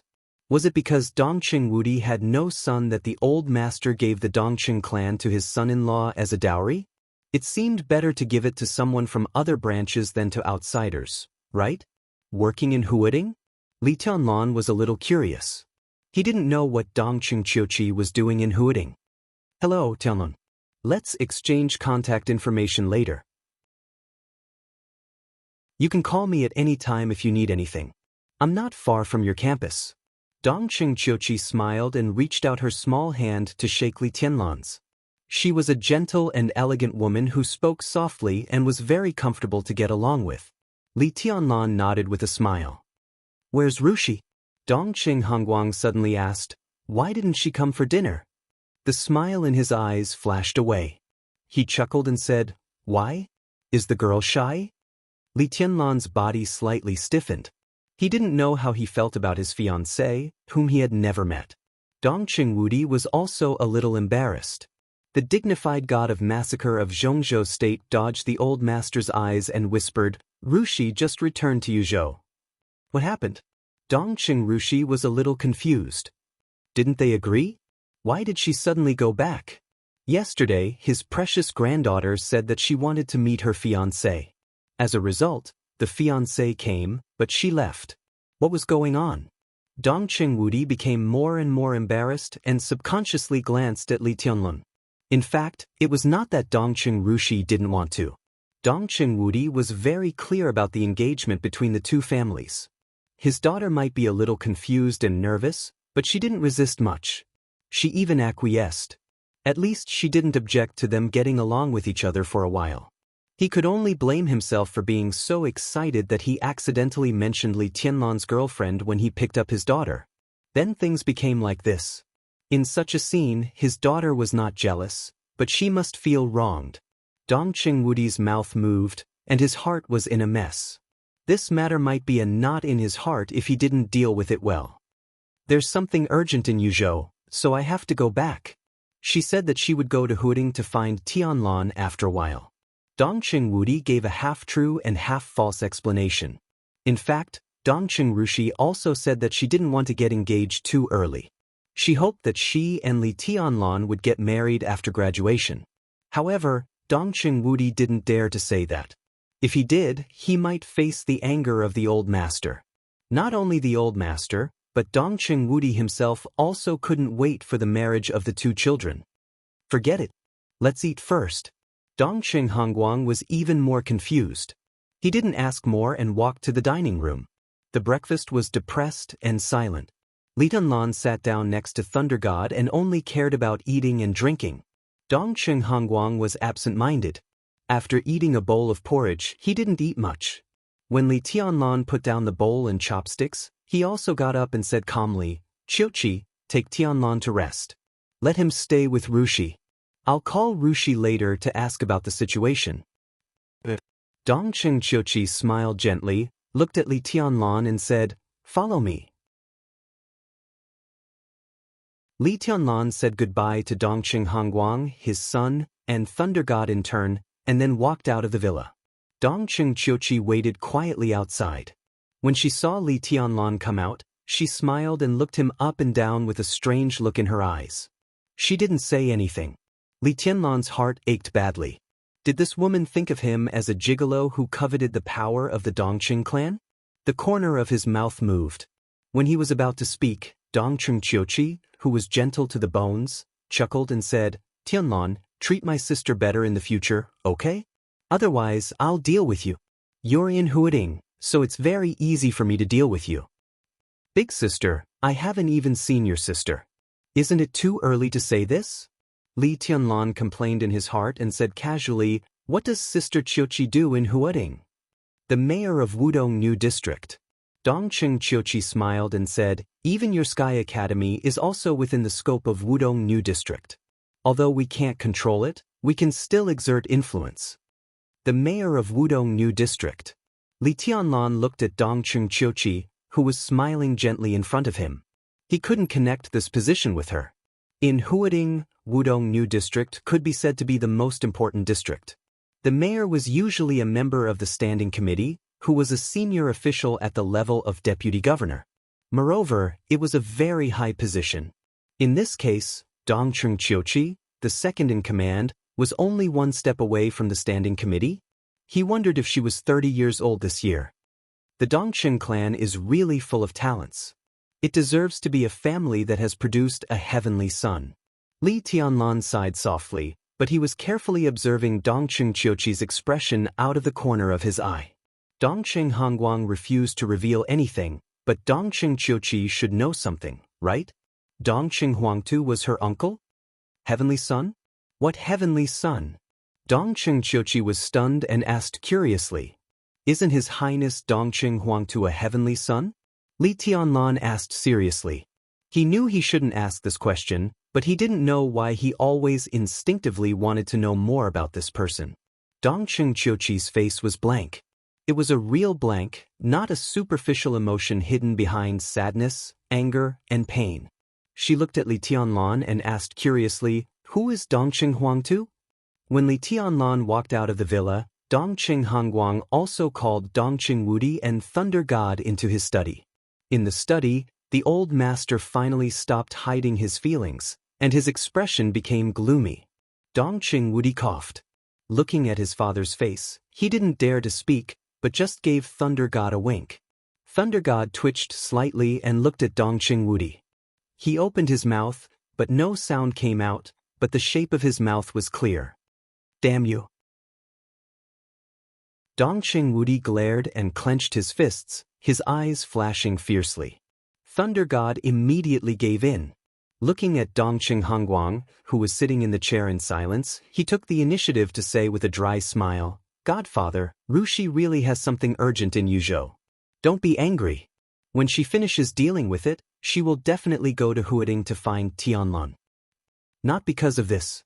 Dongqing Hongguang shook his head, suddenly looked at Thunder God, and said in a deep voice, "Lei, when you took Tianlan to the desert, did you say anything to him that you shouldn't say?" Thunder God was stunned for a moment and muttered to himself, "Something that I shouldn't say?"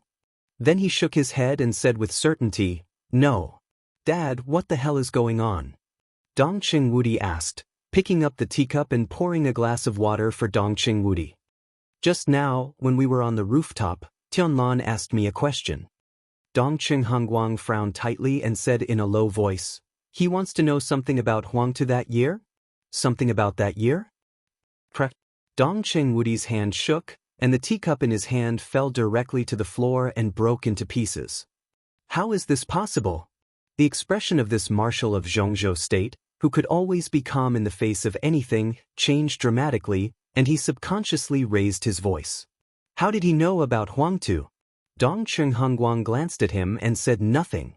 "Aren't you curious about what that kid meant by that year?" Thunder God suddenly said, "What does he know?" "He said that Huangtu was besieged that year. How on earth did he know this name? There's something wrong with this kid." Dongqing Hongguang whispered, and his face was gloomy, making it impossible to tell what he was thinking. "It's not him who's wrong, it's Qin Weibai, and it can only be her." Dongqing Wudi suddenly said, "Qin Weibai?" Dongqing Hongguang froze for a moment, and then said, "Is it the one from Samsara?" "That's Tianlan's girlfriend. It can only be her who told Tianlan." Dongqing Wudi nodded. Mentioning Qin Weibai gave him a bigger headache. What kind of nonsense was this? The point is, how did Qin Weibai know about Huangtu? How could she know? Thunder God sounded confused. At present, it can only be her who knows.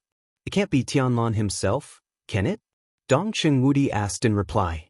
The study suddenly became silent. The three of them looked at each other and could see a trace of panic and fear in each other's eyes. "Go and check it out." Dongqing Hongguang suddenly said, "I'm afraid she knows more than that. Send someone to check it out. We must find out what's going on." "Dad, I'll talk to her myself." Dongqing Wudi took a deep breath and said calmly. Dongqing Hongguang glanced at him and nodded. "Be careful." Dongqing Wudi said, "Dad, what about Great Master Wu Wei?" "It's okay. Don't worry." Dongqing Hongguang forced a smile. The name Dongqing Huangtu had almost made the three of them confused. If they told him what Great Master Wu Wei thought of Li Tianlan at this time, it would only make him more confused. The melodious ringtone of a cell phone rang. Thunder God froze for a moment and quickly took out his mobile phone to answer. No one knew what the person on the other end of the phone said. Thunder God hung up, looking calm. "Godfather, Marshal, there's news from the desert." Dongqing Hongguang narrowed his eyes and said thoughtfully, "Wang Shengshao." Wang Shengshao, the heir of the Wang family of Beihai, had been called a young heavenly son in recent years. He was about to break through the fire-flaming realm and enter the thunder-shocking realm. Wang Tianzong's trip to the desert with him attracted the attention of almost all the major forces. Everyone knew that there was a whetstone in the desert of the best quality for the fire-flaming realm. Whether Wang Shengshao could break through successfully on this trip was what all the major forces were concerned about. Thunder God nodded. It ended in a draw. Dongqing Hongguang nodded and sneered without saying anything. He's not as good as Tianlan back then. Thunder God chuckled, his eyes pleased. I just don't know if the one in Kunlun City dares to go to the desert.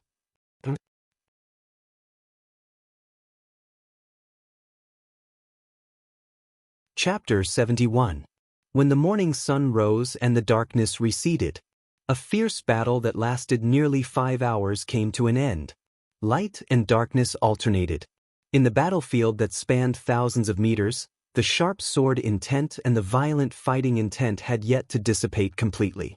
Yellow sand was everywhere in sight, rising and falling with the strong wind. A large area of fire and the yellow sand almost merged into one, burning continuously. The long night had just passed. The temperature in the desert should be the coldest, but the blazing heat spread to every corner of the battlefield, making people breathless. This was the Dead Sea of Zhongzhou State, located in the south of Beijiang Province. It was the largest desert in the territory of tens of millions of square kilometers in Zhongzhou State. The Dead Sea Desert was famous for 3 things: the relic, the poplar, and the prison. Many people knew that in the depths of the Dead Sea, there was the most mysterious and heavily guarded prison in Zhongzhou State. There were even rumors among the people, but few people knew the specific location of the prison. The prison was codenamed Impasse, and it lived up to its name. For the prisoners here, it was an impasse. There was no hope, no goal, and no fantasy. They could only suffer here day after day and stay in the boring and maddening environment until they died. There were no ordinary prisoners here. Cold and cruel killers, ferocious mercenaries, terrorists, military spies, international thieves, and traitors. Every criminal had a relatively glorious past. Ordinary criminals were not qualified to be imprisoned here at all. The battle that had already ended took place near the Impasse prison, less than 2 kilometers away from the prison.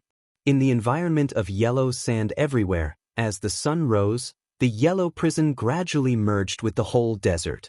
There was no distinction between them. The wind rose and stopped. The yellow sand returned to the desert. On the battlefield, a young man who looked very young struggled to stand up and walked forward. The young man was handsome and in his early 20s. He was tall and slender, and his temperament was steady and sharp. He deserved the reputation of an elegant child. However, at this time, the battle that lasted for several hours had just ended, and his image was obviously a little bad. The clothes on the young man's body were almost completely torn.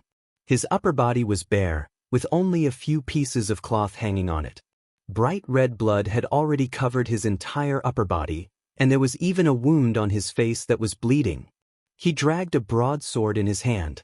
The body of the sword was simple and heavy, wide and long, and it was completely black. As he walked, the edge of the sword that pierced into the yellow sand directly cut a deep gully in his path.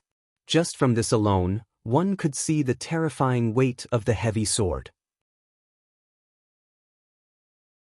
His lips were tightly pursed while his expression was firm, and his narrow and long eyes seemed to still be burning with violent battle intent. At this moment he'd already thrown away his modest and calm facade, and he walked forward proudly amidst the vast expanse of yellow sand while emanating an arrogant and domineering aura that disregarded everything. He moved forward for 20 meters. He stopped in front of an old man who was lying on the ground, bowed deeply, and said softly, "Thank you, Uncle Hua." The old man was actually not that old. At most, he was less than 60 years old. His face was withered, and his black and white hair was greasy and messy. He was dressed in gray clothes that were loose and shabby. It was the most standard outfit of a prisoner. At this moment, he was sitting on the ground weakly. He looked miserable and miserable.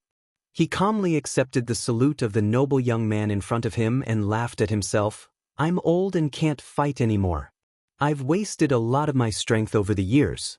If I were younger, you might not be my opponent."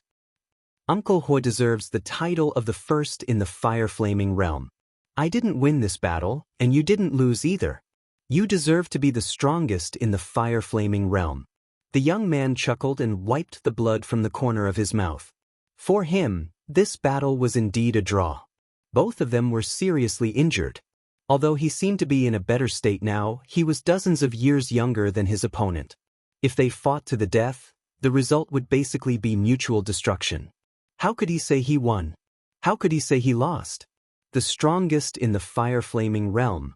When the young man first heard this, he inevitably felt a little dissatisfied. But after the battle, he was so strong at this age and even suppressed him in the beginning. He was convinced of this kind of combat strength. He took a deep breath, put down the heavy sword in his hand, and sat opposite the old man.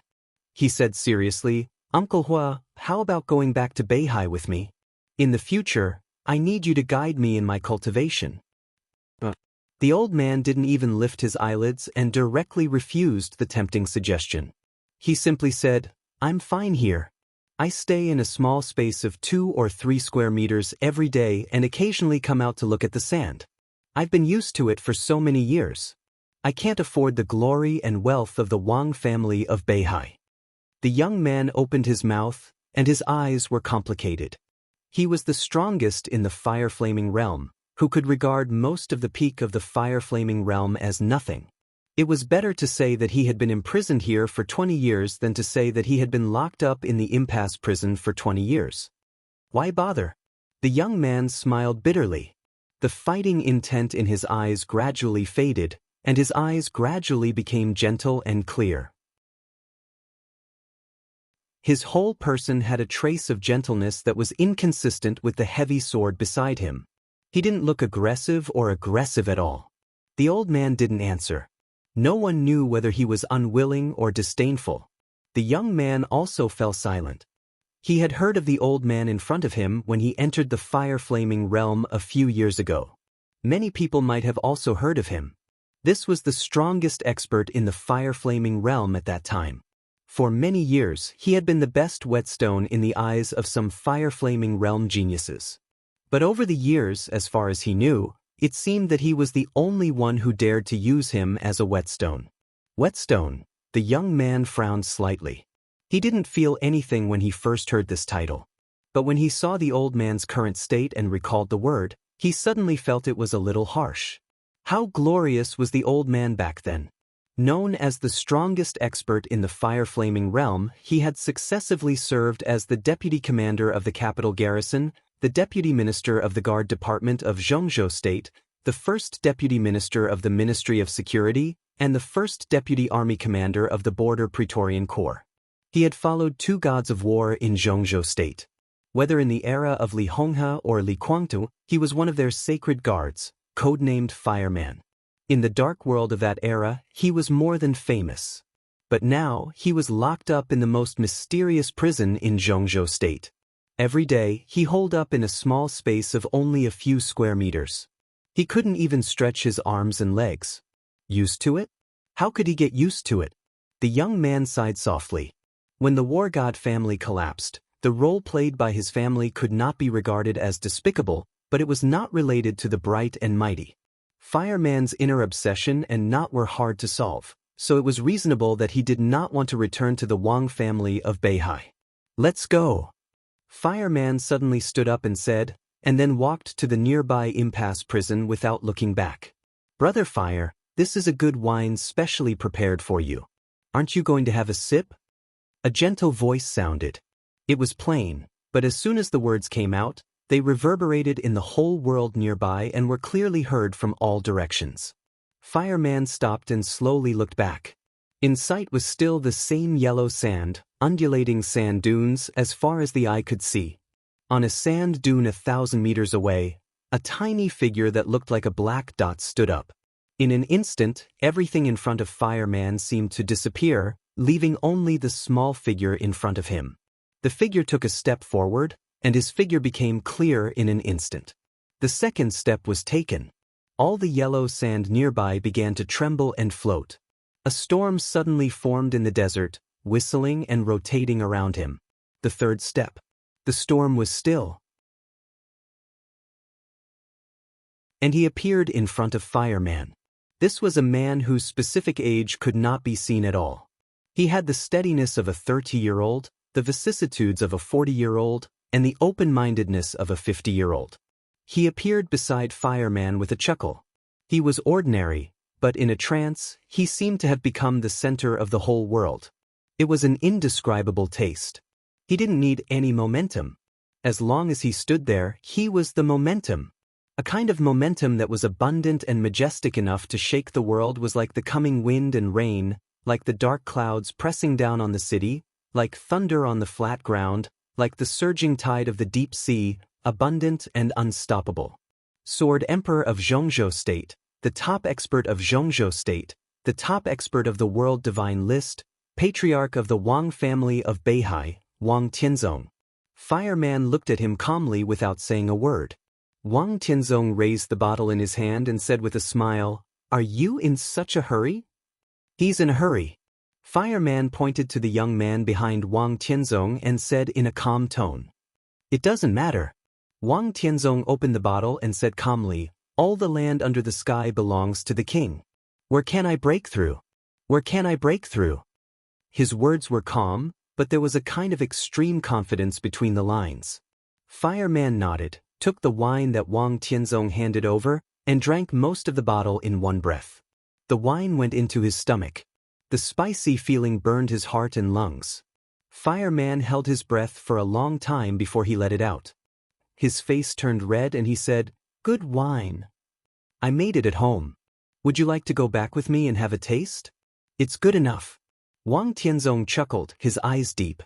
Fireman shook his head, glanced at Wang Xingxiao, the heir of the Wang family of Beihai, who was already sitting on the ground and meditating, and said blandly, "No, he's about to break through to the fire-flaming realm and there's no need to go. It's really a waste here." Wang Tianzong said blandly, "In my impression, you're still the fireman who tried to go straight from the fire-flaming realm to the invincible realm. You dare to ignore the thunder-shocking realm and don't stick to the rules. Even if you're laughed at, you'll firmly walk out of your own martial arts path. You're not the miserable and decadent old man now. Brother Fire, come with me. There's still a chance now." "Chance?" Fireman took another big gulp, smiled bitterly, pointed to his face, and said, "What chance do I have now? I'm almost 60 years old. For hundreds of years, have you ever seen anyone who entered the invincible realm at the age of 60? For hundreds of years, no one has tried to go straight from the fire-flaming realm to the invincible realm and regarded the thunder-shocking realm as nothing. 20 years ago, it seemed that you were the only one, right? Wang Tianzong's tone was still bland. But Fireman heard something wrong. 20 years ago, he was the only one who tried to go straight to the invincible realm. What about 20 years later? Do you think the path I took back then, can it be taken? Are there people like me out there now? Fireman asked seriously after a long silence. He might have a knot in his heart for the Wang family of Beihai, but for martial arts, even if he knew that he had no chance, he hoped to hear other people's comments and get their recognition. Now the world's #1 expert was in front of him, and he hoped to prove from Wang Tianzong that his efforts were not wasted. I don't know. Wang Tianzong smiled bitterly. Our paths are different. The path you took was unheard of, and even Senior Li didn't approve of it. If you don't enter the thunder-shocking realm, who knows what the real limit of the fire-flaming realm is? Your combat capability was comparable to the peak of the thunder-shocking realm, but you didn't touch the threshold from the fire-flaming realm to the invincible realm, did you? How can I know if you don't know? His eyes twinkled and he said thoughtfully, but now there is a madman outside like you. He is an assassin. Half a year ago, he tried to go straight from the chi-controlling realm to the invincible realm. When he was close to success, he failed and almost went into chi deviation. I don't know the specific situation. Brother Fire, do you want to go with me to have a look? He jumped from the chi-controlling realm to the ice-condensing realm, the fire-flaming realm, and the thunder-shocking realm to the invincible realm. It was not too much to say that such a person was a madman. Fireman still shook his head and simply said, "You said that our paths are different." Wang Tianzong sighed softly.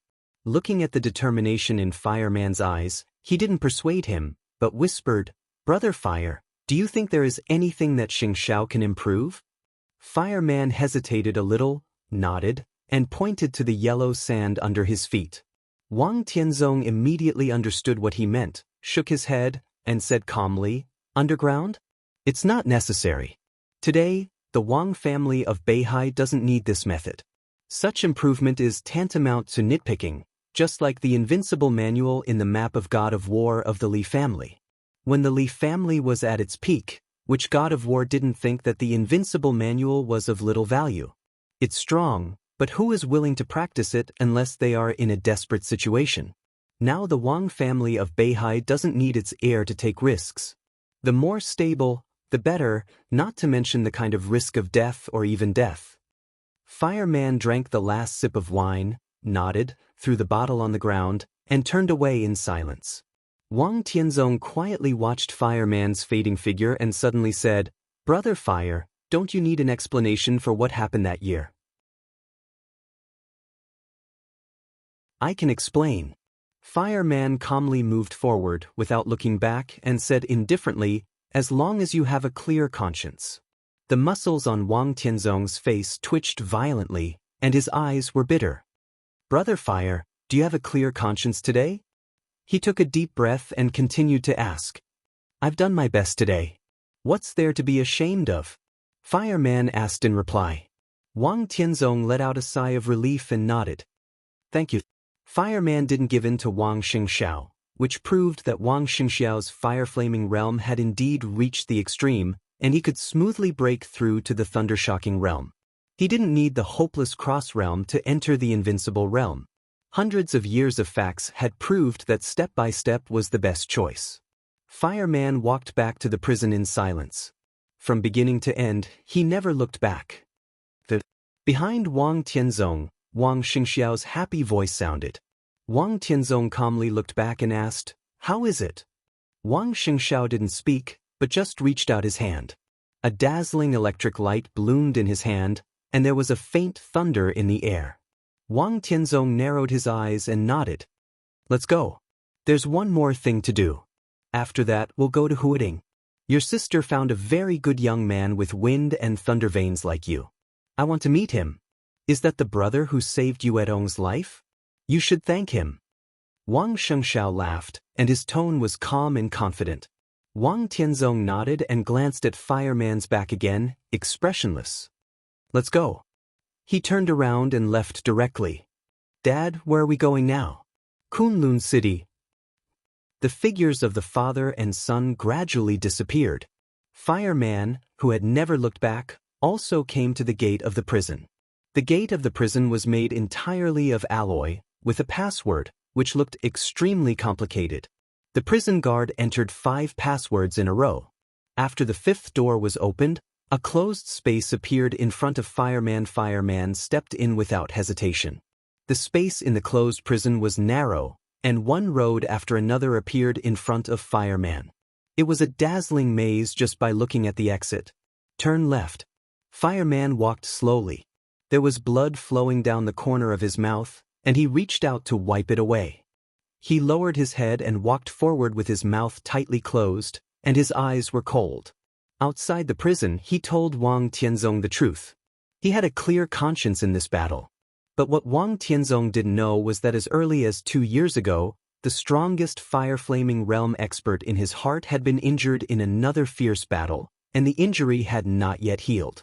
At that time, his opponent was a youth who was only 17 years old, a youth who was worthy of him putting his life on the line and everything he had to test.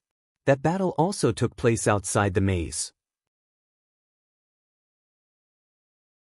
There was also only one bystander. The two fought fiercely for nearly 16 hours. Fireman was as steady as Mount Tai, but the boy broke through the fire-flaming realm and entered the thunder-shocking realm uncontrollably at the last minute. The boy won that battle. But fire-flaming realm against fire-flaming realm. The boy lost. For those who practiced the Invincible Manual, the outcome was so obvious and so cruel. On that day, Fireman clearly remembered that he stood in front of him, with his hands open and a bright smile. Fire and lightning kept rushing out of his body, burning and blooming.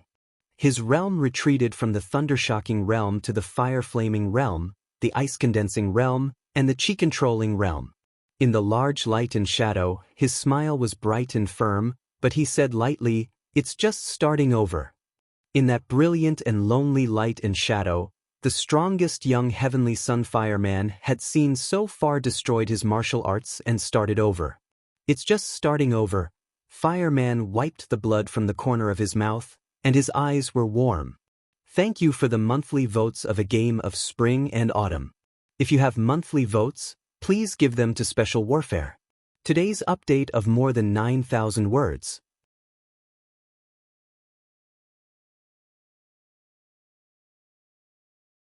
Chapter 73.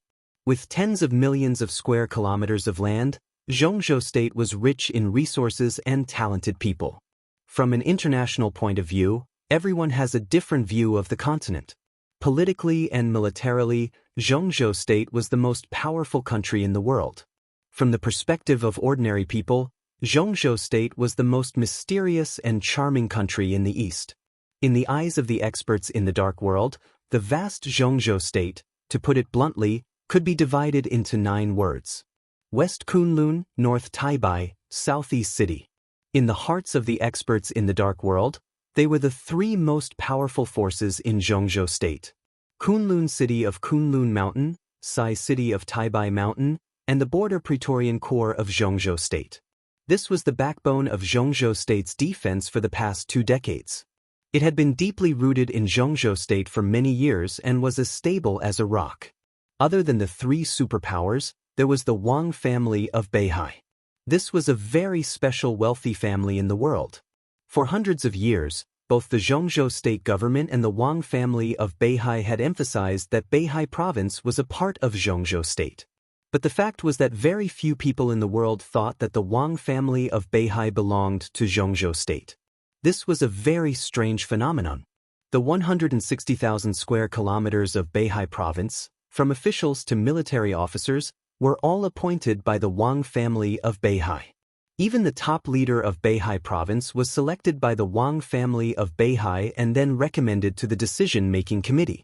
Among more than 30 provinces in Zhongzhou state, only Beihai province had such treatment.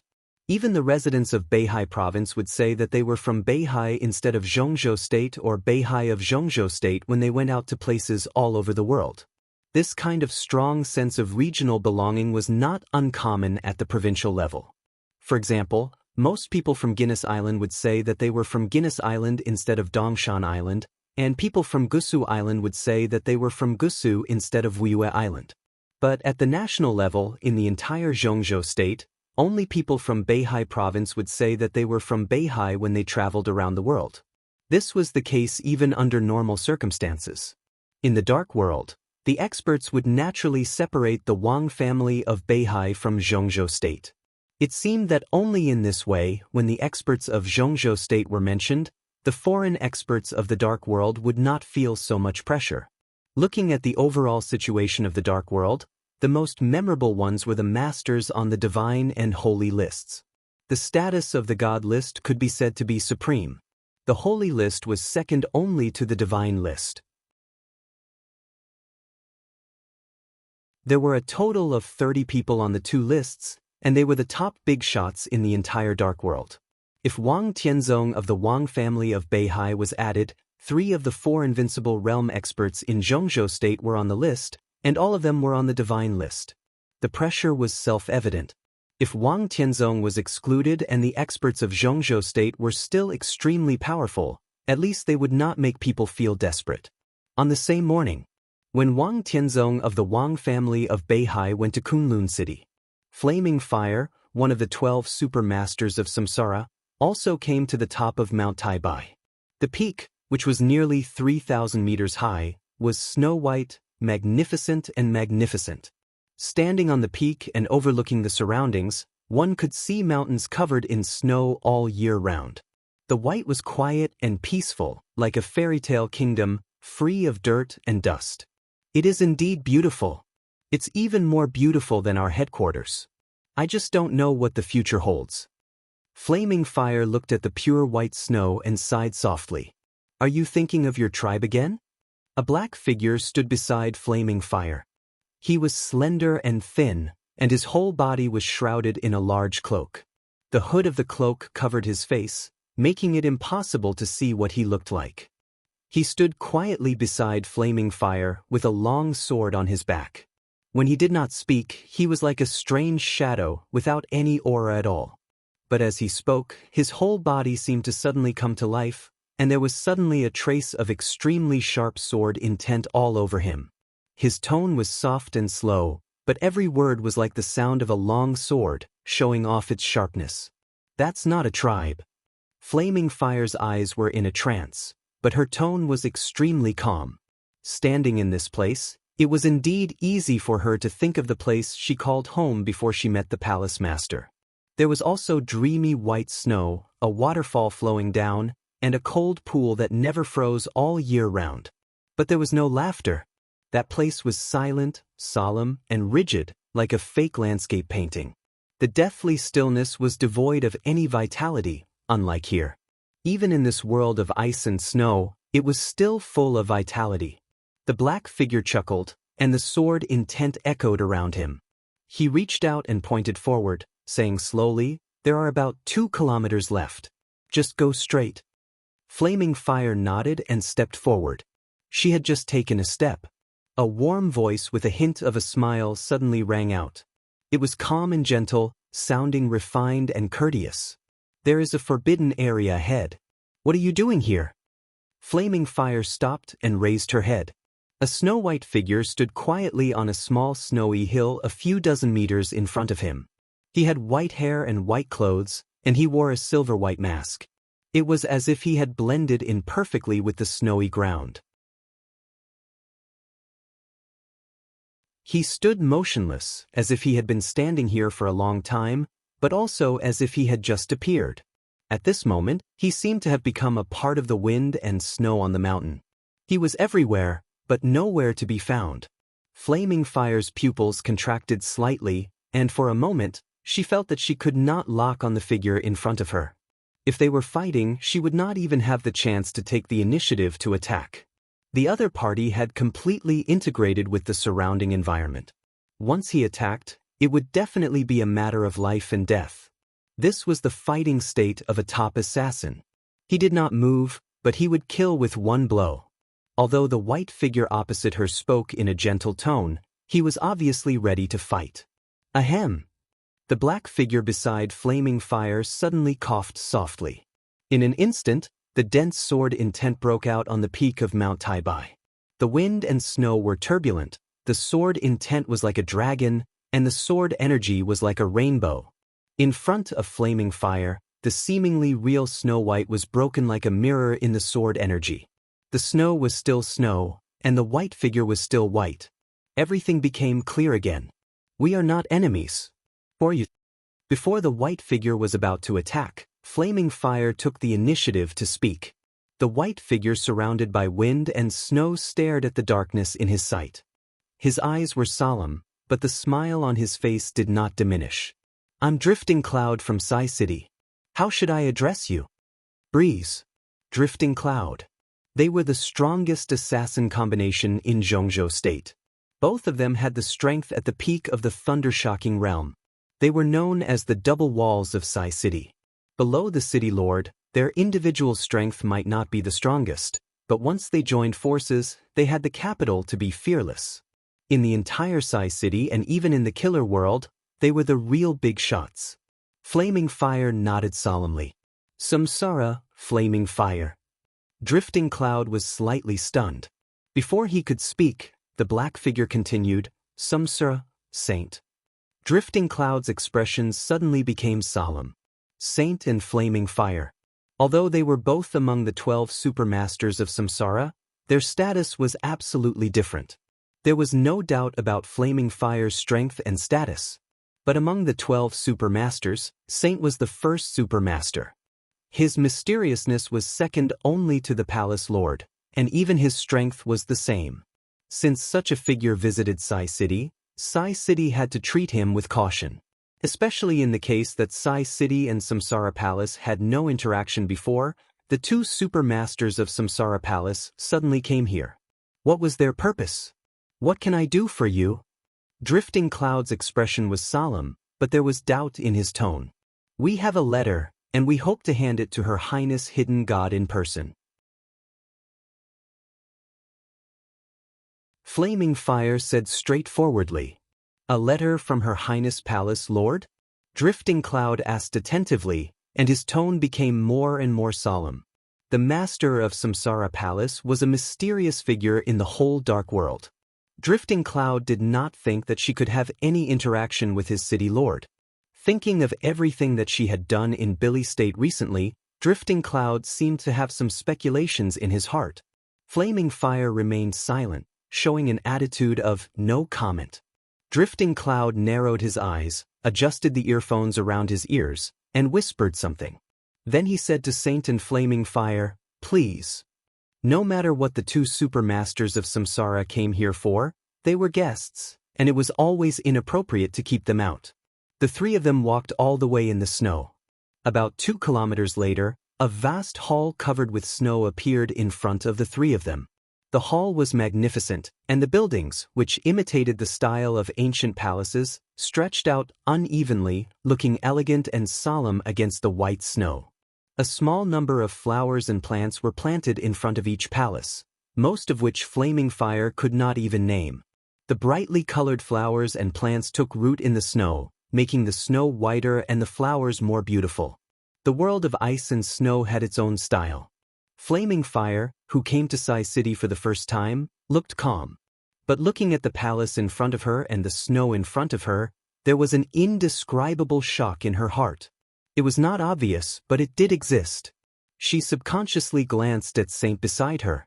Saint was wrapped in a black cloak. He was calm, like a shadow floating beside her, and did not say a word. Flaming Fire shook her head slightly, took a deep breath, and followed Drifting Cloud all the way into the main hall of Sai City. The main hall was called Changbai, which complemented the Changbai Peak in the Taibai mountain range. The interior decoration was simple, and the space was large. 8 thick pillars carved with vivid patterns supported the roof. Under the extremely high ceiling, everyone inside felt extremely small. Inside the main hall, there were 2 rows of soft leather sofas arranged vertically. At the end of the sofas, there were several steps. Above the steps, there was a long soft cushion, which was obviously higher than the sofas below. A languid female figure leaned on the soft cushion behind, looking at Saint and Flaming Fire, who walked into the main hall with clear and indifferent eyes. Her figure was plump and soft, and she wore a loose robe. A golden mask covered most of her face, revealing only her sharp chin and beautiful lips. The woman's clear and indifferent eyes flashed, and she did not say a word. The sofas in the main hall were almost full of people. Roughly counting, there were about 30 of them. Each of them was dressed in snow white, with a mark of a golden mask embroidered on their chests. The mark was the size of a strawberry, shining magnificently in the soft light. Flaming Fire glanced around, keeping her composure. This was the Changbai Parliament of Sai City in Taibai Mountain, as well as the decision-making body of Sai City. In Sai City, Sitangyue, the governor, had the highest decision-making and leadership power. But most of the time, she rarely took charge of things and even did not show up. Every day, she just accompanied the ice and snow of Changbai Peak and cultivated martial arts. In the case of Situ Tsangyue's silence, the 29 members of the Changbai Parliament were responsible for the daily operation of Sai City. In Sai City, which had less than 1,000 people, the 29 members could be said to be the real core of Sai City.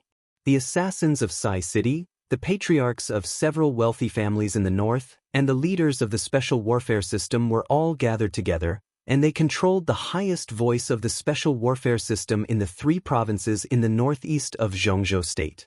Flaming Fire quietly looked at Situ Tsangyue on the soft couch. In that beautiful and lazy figure, she could only see endless confusion and loneliness. Among all the special warfare organizations in Zhongzhou State, Sai City could be said to be the most aloof one. For many years, they had stayed on the top of Taibai Mountain and controlled the overall situation of the special warfare in the northeast of Zhongzhou State. They did not expand, but they did not allow anyone to intervene. When something happened outside the northeast of Zhongzhou State, Sai City never took the initiative. Only when the high-level officials of Zhongzhou State made a clear request would they take action at once. After solving the problem, they did not ask for anything, but returned as soon as possible and continued to guard Taibai Mountain. As one of the special warfare giants of Zhongzhou State, the style of the whole Sai City was eccentric. They had no goals, no direction, and no desire, so that they were somewhat aloof from the government of Zhongzhou State. It was precisely because Sai City's aloof and desireless state was in line with the interests of many people that the high-level officials of Zhongzhou State decided to hand over Setting Sun, one of the 12 murderous weapons, to Sai City instead of Kunlun City. She was in the invincible realm, controlled Setting Sun, ranked on the divine list, and owned Sai City. Sitangyue, the hidden god of Zhongzhou State, had too many things. But such a hidden god gave Flaming Fire the feeling that she was really at a loss, so much so that she did not know what to do. That was a very numb and even a little dull attitude towards life. She was passive and decadent, muddling along. Flaming Fire was puzzled, but she was still polite on the surface. She even bowed slightly and said calmly, "Greetings, Your Highness Hidden God. Why are you here, Supermaster?" Sitangyue, dressed in white, leaned lazily on the soft couch high above the main hall. Her tone was indifferent. "Here's a letter for Your Highness to read." Flaming Fire reached into her arms and took out an envelope. Situ Tsangyue waved her hand slightly. The air in front of Flaming Fire fluctuated. The weightless envelope in her hand suddenly rushed directly to Situ Tsangyue's tender white hand like a meteor. Flaming Fire's expression did not change. She stood there and waited. On the soft couch, Situ Tsangyue had opened the envelope and pulled out a page. The paper was obviously torn from a notebook, and it looked very irregular. There were only 11 words written on the pure white paper. The handwriting was delicate and elegant, and it was awe-inspiring. Desperate chase. 9 heavens bearing the wind. Li Tianlan. Situ Tsangyue's eyes flashed, and she suddenly stood up. The paper in her hand turned into dust in an instant, fluttering in the air. Situ Tsangyue's eyes shone brightly like never before. With her action, all the members of the Changbai Parliament were completely focused.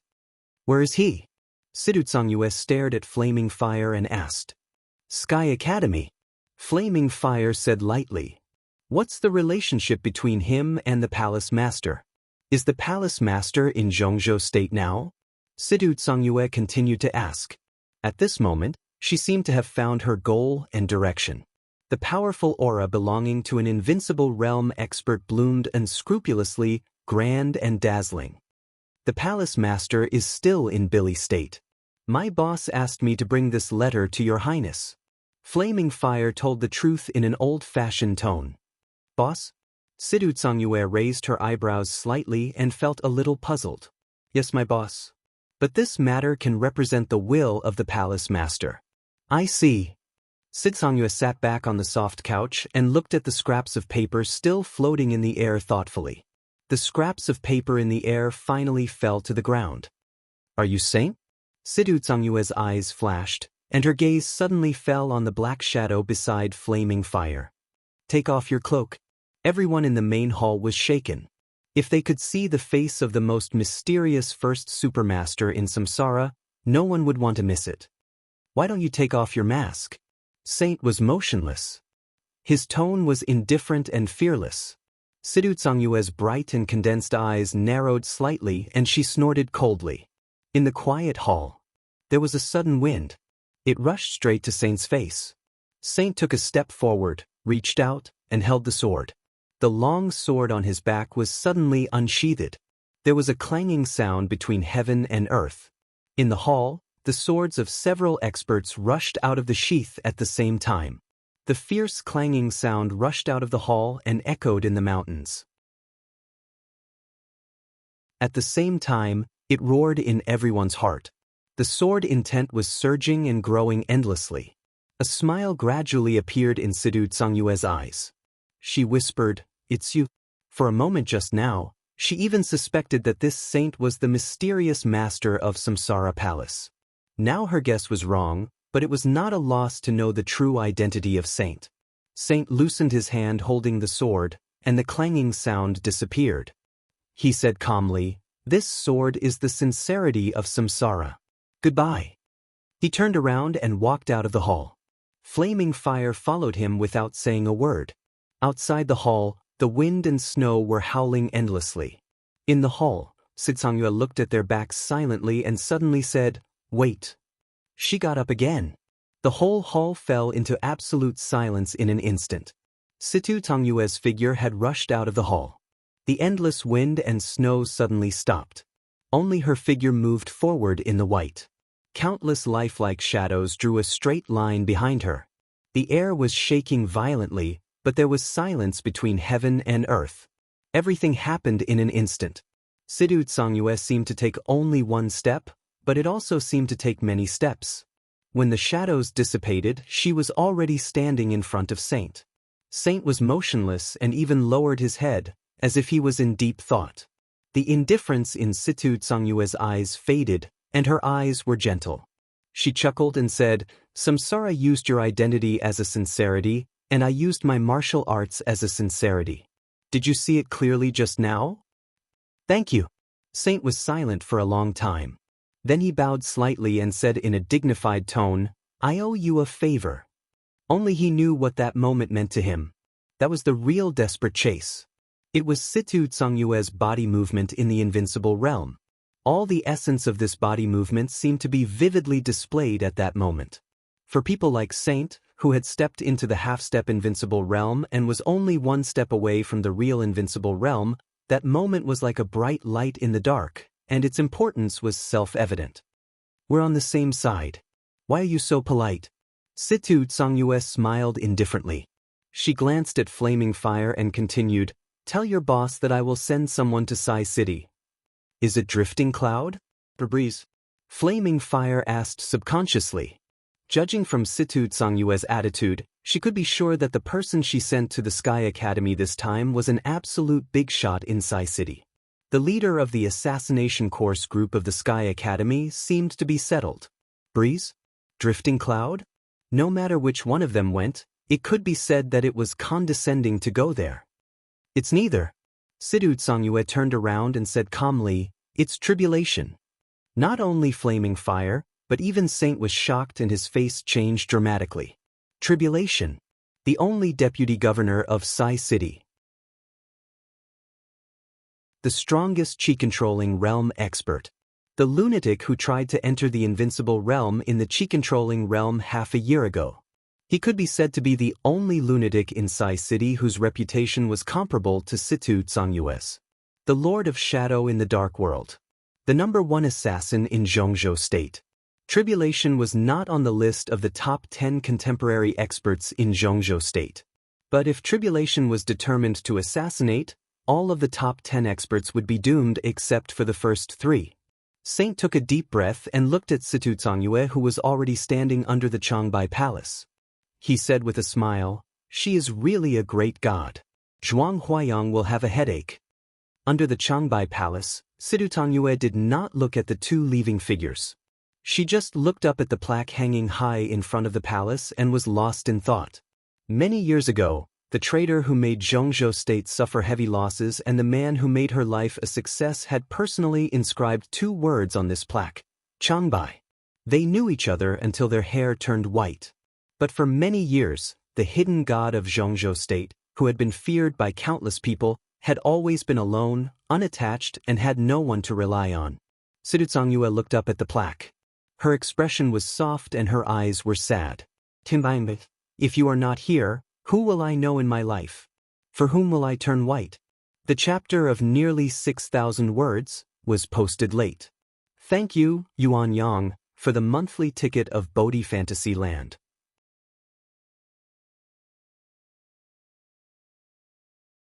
Chapter 74. Different from Sai City, which stood aloof from worldly affairs, as the power center of the special warfare system of Zhongzhou State, Kunlun City paid attention to a majestic atmosphere in terms of scale and aura. It was also a city built in a world of ice and snow. The vast palaces of Sai City were the most conspicuous buildings. And Kunlun City was a real city. Kunlun City was located on the west side of the Kunlun mountain range, covering an area of dozens of square kilometers. It was built between Qingyun Peak and Linggu Peak, nearly 4,000 meters above sea level. It was covered with snow all year round, but the scenery was not monotonous and the climate was not cold.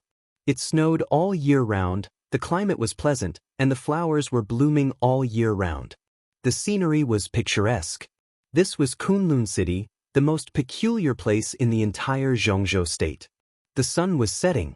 When the sun was about to set, on the road on the east side of Qingyun Peak, 2 figures walked slowly in the overwhelming snow. A young man and a middle-aged man walked side by side. Looking from a distance, they were like 2 black spots in the snow. If one did not pay attention, one would easily ignore them. The young man's footsteps were steady and powerful, and he walked very fast. He walked in the snow that almost reached his knees as if he were walking on flat ground. His movements were natural. Every step he took had a feeling that his body was stretched to the extreme, as if it was made by nature. Not to mention his physical condition, at least people would feel comfortable at first glance. The middle-aged man followed him casually, neither hurriedly nor slowly, but always kept walking side by side with the young man. The snow in the valley was blowing with the wind, and it was cold.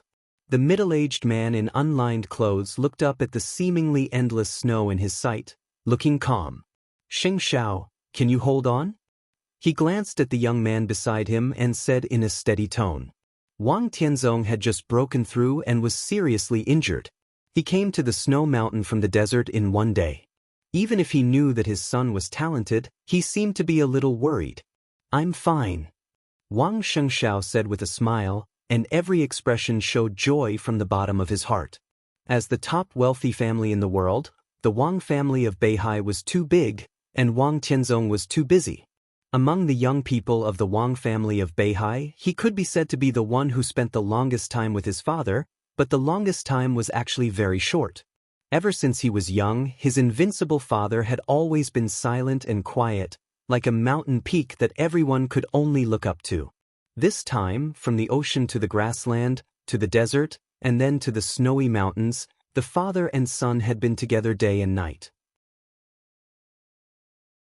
It seemed that only at this time could he feel that his father's heart was very close to him, very close. He was no longer a young prodigy that others admired and valued. His father was no longer the invincible #1 on the divine list and the leader of a wealthy family. It was simple and natural. Wang Shengshao enjoyed such a journey from the bottom of his heart. No matter how hard and tired it was, he didn't mind. Then hurry up. Wang Tianzong nodded and said in a calm tone. Wang Shengshao agreed. His pace became more rapid, and his body became more and more stretched. His every move was full of spiritual qi, revealing an almost flawless martial arts aura. Wang Tianzong still walked forward unhurriedly, but no matter how fast Wang Shengshao walked, he could always walk side by side with him. In a trance, he didn't seem to be moving forward, but just standing there quietly. The snow under his feet and the snow-capped peak in front of him were retreating rapidly according to his will.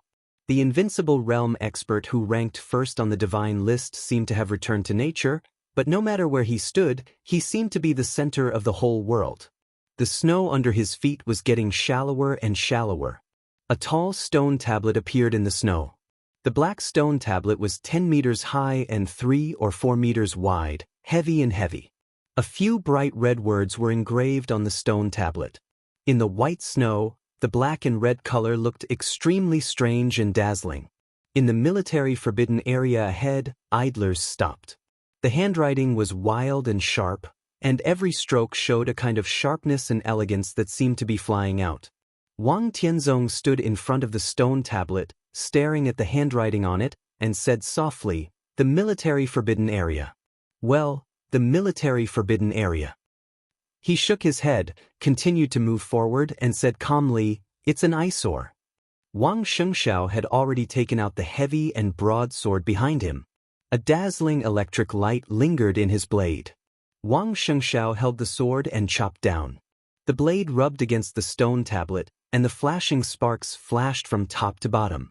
Wang Shengshao turned around and continued to move forward. There was a loud bang behind him. The stone tablet, which was 10 meters high, collapsed into countless pieces in an instant. Large pieces of stone flew and eventually sank into the snow. "Dad, are you sure that Kunlun City sent someone to attack Yuetong?" Wang Shengshao, who had smashed the stone tablet, followed Wang Tianzong and asked softly.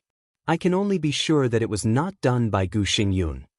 Gu Xingyun, the god of war of Zhongzhou State, the governor of Kunlun City, was also the top leader of the special warfare system of Zhongzhou State. Of course, he had heard about the attack on his sister in Huading. If it was not done by Gu Xingyun, what did it have to do with Kunlun City? A good-for-nothing who can't even hang at the bottom of the holy list wants to rise to the top with a little cleverness. Idiot, it's ridiculous. Wang Tianzong twitched the corner of his mouth and said coldly, "Since they want me to come to Kunlun City so much, I'll come and have a look. If I don't follow their wishes, how can I catch their tail?" Wang Shengshao was silent and thoughtful. He knew very well who couldn't hang at the bottom of the holy list. Gu Qianchuan, the first elder of Kunlun City. Wang Tianzong could say that he was a good-for-nothing, but he was not qualified to say anything. He was known as a young heavenly son and had entered the thunder-shocking realm, but any invincible realm master still needed to be looked up to by him. Gu Qianchuan? He frowned and muttered to himself. In general, Kunlun City was generally harmonious. But according to his father, it seemed that Gu Qianchuan united with outsiders to seize power, and the attack on Yuetong was just one of the steps. When did the fight inside Kunlun City become so fierce? Wang Shengshao couldn't believe it. Gu Xingyun was so powerful that it was almost impossible for him to control the situation in Kunlun City. Just like the current Wang family of Beihai, there were conflicts and contradictions among the major branches and lineal descendants, but everything was under control. But Kunlun City, how long had it been rising? It had only been 20 years, and the internal contradictions were so fierce? How could it be possible? Wang Tianzong stopped talking. The snow under their feet became lighter and lighter. They could even see some plants and flowers, which were delicate and lovable against the white snow. "Is this close to the dragon vein?" Wang Shengshao whispered. Kunlun City was windy and snowy all the year round, but the flowers were blooming, and the city was as warm as spring. All of this was because of the dragon vein under Kunlun City. Wang Shengshao had heard some rumors. It was said that the dragon vein would move on its own, but the time and direction of movement were uncertain. The dragon vein of Kunlun City had existed as early as 50 years ago. What was more rare was that there were two rare earth veins where the dragon vein was located. It was the pattern of two dragons playing with a pearl. Because of this, the dragon vein stayed here for a longer time. But under normal circumstances, the dragon vein should have moved to another place 15 years ago, but it was locked here by Xian Xuanzi, the eccentric of Taoism. This lock lasted for 20 years, and it was also the beginning of Xian Xuanzi's fame. Since then, people really regarded him as a metaphysics grandmaster who was as famous as Great Master Wei. The flowers were blooming here, and the temperature was gradually rising. It could be seen that they were not far from the Dragon Vein and Kunlun City. It's in front. Wang Tianzong's face was calm, but his tone was a little complicated. He whispered, "When I was a child, I learned swordsmanship here. There was no Kunlun City at that time. It was just a few thatched cottages. Things remain the same, but people have changed." He laughed at himself and whispered again, "Things remain the same, but people have changed." Wang Shengxiao was silent. When his father was a child, at that time, there was no Kunlun City in Zhongzhou State. There was only the War God family and the Li family. People said that where the Li family was, there must be a dragon vein. But in fact, where the dragon vein was, there must be a Li family. It was self-evident who his father had learned swordsmanship from. "Let's go." Wang Tianzong continued to move forward and looked up. Through the howling wind and snow. At the end of his sight, the outline of a city had gradually become clear from blurred. The setting sun on the horizon was trying its best to burn the last of its afterglow. The sky that was vaguely covered by the snow-capped peaks was a fiery red. The brilliant light sprinkled on the snow-capped ground, giving off an orange-yellow color. In his line of sight, the blizzard city between the two snow-capped peaks seemed to be glowing, revealing a kind of grand magnificence and majesty. The temperature in Wang Shengxiao's eyes gradually decreased, and he slightly sped up his pace. The retro city walls and city towers were getting closer and closer. Wang Shengxiao could even see the two teams of soldiers standing outside the city gate who were in charge of guarding. The soldiers were lined up neatly, with serious and indifferent faces and loaded guns. They were guarding the city in the icy and snowy environment. Such a military appearance could be said to have high morale. Wang Shengxiao gently moved his body, and the snowflakes and dampness all over his body disappeared in an instant. "Stop!" At the city gate, some soldiers finally noticed the two travelers who were walking in the wind and snow. Everyone's body tightened almost instinctively, and the guns in their hands were slightly tightened. Although the muzzles were not pointed at Wang Tianzong and Wang Shengxiao, the solemn killing intent had begun to brew. "What are you doing? This is Kunlun City. It's the forbidden area of Zhongzhou State. Don't you see the stone tablet?" The two teams of soldiers rushed over neatly, and a captain with the rank of captain shouted angrily, "Your stone tablet is of poor quality, and I broke it." Wang Tianzong glanced at him and said in a cold tone, "How dare you?" The captain sneered, but before he went on, he saw Wang Tianzong's eyes sweep over. His eyes were not so fierce or domineering, but ordinary. But under this glance, the captain suddenly lost all his courage. He opened his mouth, but could not make any sound for a while. "Who the hell are you?" The captain's heart beat wildly for no reason. He took a deep breath and asked in a deep voice. Wang Tianzong did not speak, but looked up at the city tower above the city gate silently. Wang Shengxiao, who was carrying a huge sword, also said nothing. In the wind and snow, outside the city gate, the atmosphere suddenly became oppressive and cold. "You can't enter the city." A drop of cold sweat flowed down the captain's forehead. He was loyal to his duty. Although his voice was dry, he still insisted to say, "If you want to enter the city, I have to report." "I won't enter the city." Wang Tianzong finally said slowly, "This so-called city is too small. I just come to have a look, and let you have a look by the way." "Look at what?" The captain was stunned and said subconsciously, "Look at the sword." Wang Tianzong said softly. With his voice, the sky above the entire Kunlun city suddenly twisted violently. The sword intent, which was so grand that it almost filled the whole world, gathered. The afterglow of the setting sun was still dim, but the sky above Kunlun City had changed. At this moment, almost everyone in Kunlun City went out of their homes and looked up at the sky. The temperature outside the city was dropping rapidly. In everyone's horrified eyes, a huge sword with a length of thousands of meters and a width of hundreds of meters had been completely formed. The sky above the city was still changing. The air was compressed. The incredible sword, which was almost beyond everyone's imagination, became more and more solid, like ice crystals. The huge sword crossed the sky and turned slightly. The sword energy was in Jojo. The wind and clouds surged, and the whole city seemed to be shaking slightly. Gu Qianchuan, come out to see me.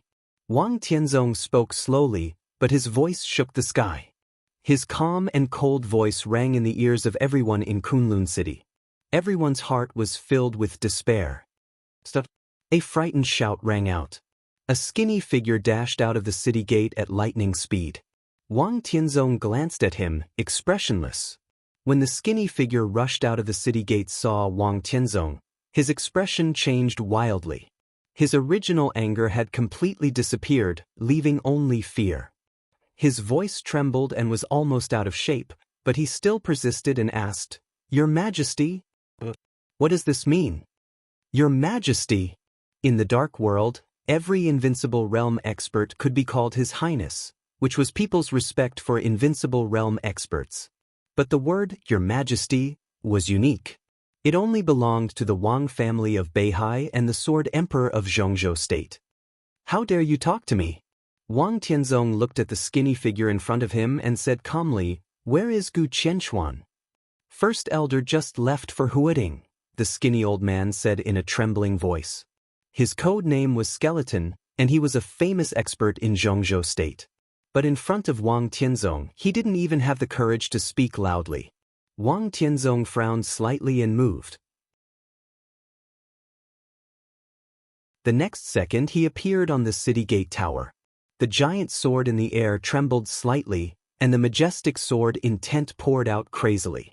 The whole Kunlun city was filled with cold sword energy. "Your Majesty, please be merciful." "Why on earth?" Skeleton was scared out of his wits. He stood at the foot of the city and howled in despair. "Why?" Wang Tianzong smiled and said softly, "Nothing. I just don't like you." He paused and then said, "Kneel down." The whole city was dead silent. No one knelt down and no one dared to move. Wang Tianzong narrowed his eyes slightly. The giant sword in the sky shook violently and turned over instantly. Boom! Under Wang Tianzong, the city gate tower collapsed instantly. The 1,000-meter-long giant sword stood upright and rotated in the air, pointing straight at the ground. Wang Tianzong's body was suspended in the air, expressionless, like a god, ruling the world. The skeleton's face was full of fear. He bent his waist, bent his knees, and unconsciously knelt on the ground. His face was blood red, but his knees did not move. He lowered his head and said, "Your Majesty, please forgive me." As he knelt down, all the soldiers in front of the city gate finally knelt down. Then it was in the city, one after another. On this day, under the Sword Emperor's giant sword, the whole Kunlun city knelt down. None of the tens of thousands of elites in the city had pride. Wang Tianzong stood in the air and looked at the people of Kunlun City kneeling all over the city. He narrowed his eyes and whispered to himself, "This is the posture you should have." His figure flashed, and the next second he had carried Wang Xingshao away. In the wind and snow, the figures of the father and son were getting smaller and smaller, and finally became two black spots. The wind and snow filled Kunlun City.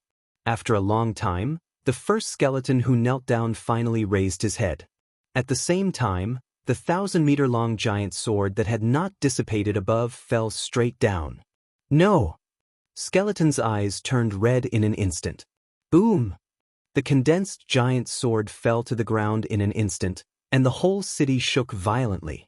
The city wall, the city gate, and countless buildings cracked and collapsed one after another, like a landslide and the sky falling. One sword destroyed the city,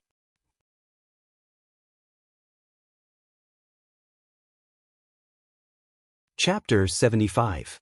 Old Master Dongqing asked Li Tianlan to live in Dongqing Rushi's place, but in fact, it was Dongqing Wudi's. The Dongqing clan, which occupied the mountain as the king, was extraordinary. But in fact, there were only 6 villas on the big mountain. To put it bluntly, there were 6 families. These 6 families supported the most important branches of the Dongqing clan. No matter from which angle, there was a kind of prosperity, like a towering tree, unattainable. Dongqing Wudi's villa was close to the top of the mountain. In terms of height, it was second only to Old Master Dongqing's main villa, and the size was basically the same. Li Tianlan didn't feel anything at first, but when Dongqing Qiuqi took him into a very large bedroom on the 3rd floor and smelled the fresh and elegant fragrance inside, he finally felt something was wrong. Sure enough, Dongqing Qiuqi told him clearly that this was Dongqing Rushi's bedroom and that it was the old master's idea. Li Tianlan was really in a dilemma. At the same time, he couldn't figure out why the old master was so anxious. Looking at his posture, it seemed that he couldn't wait to put Dongqing Rushi in his bed immediately. He was so anxious that Li Tianlan even felt a little absurd. If the Li family was still at its peak, Li Tianlan could understand what the Dongqing clan did, even though it was beneath their dignity. After all, with the status of the Li family at that time, many rich and powerful families would like to be tied to the Li family and use their granddaughters as bargaining chips. Many people would do such a thing. But now it was different. The Li family had long been in decline. Although Li Tianlan had entered the secular world, in the face of the extremely complicated situation in Zhongzhou state, no one dared to say that the Li family had a chance to rise. No one was even sure whether Li Tianlan could grow up. Under normal circumstances, at this time, even if the Dongqing clan would not deny it to deal with him, they would at least quickly cut off relations with him and let the marriage contract be invalid. If there was really such a situation, Li Tianlan could completely understand it and he would not resent anything. Every man for himself would be destroyed by heaven and earth. His identity was a bomb. If he got involved with it, he might face endless hostility. What kind of behemoths were the Prince Group and Kunlun City?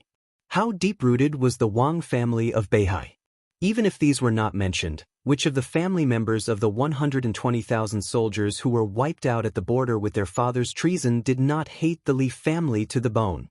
Now that so many years had passed, no one could be sure where some of the outstanding family members were. Once his identity was exposed, there would be countless opponents in the open and in the dark. No matter how strong the Dongqing clan was, they could not cope with it, and even risked being completely torn apart by the general trend.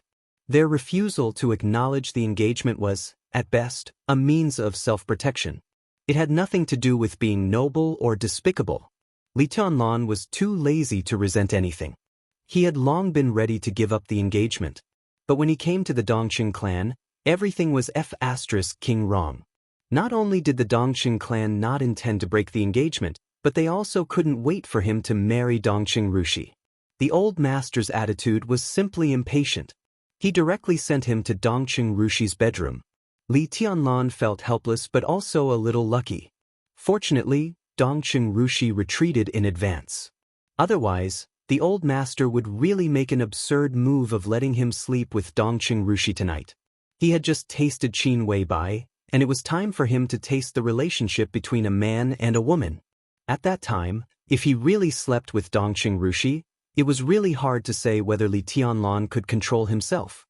Li Tianlan instinctively wanted to change the room, but was refused. After Dongqing Qiuqi left, he hesitated and sat on the bed.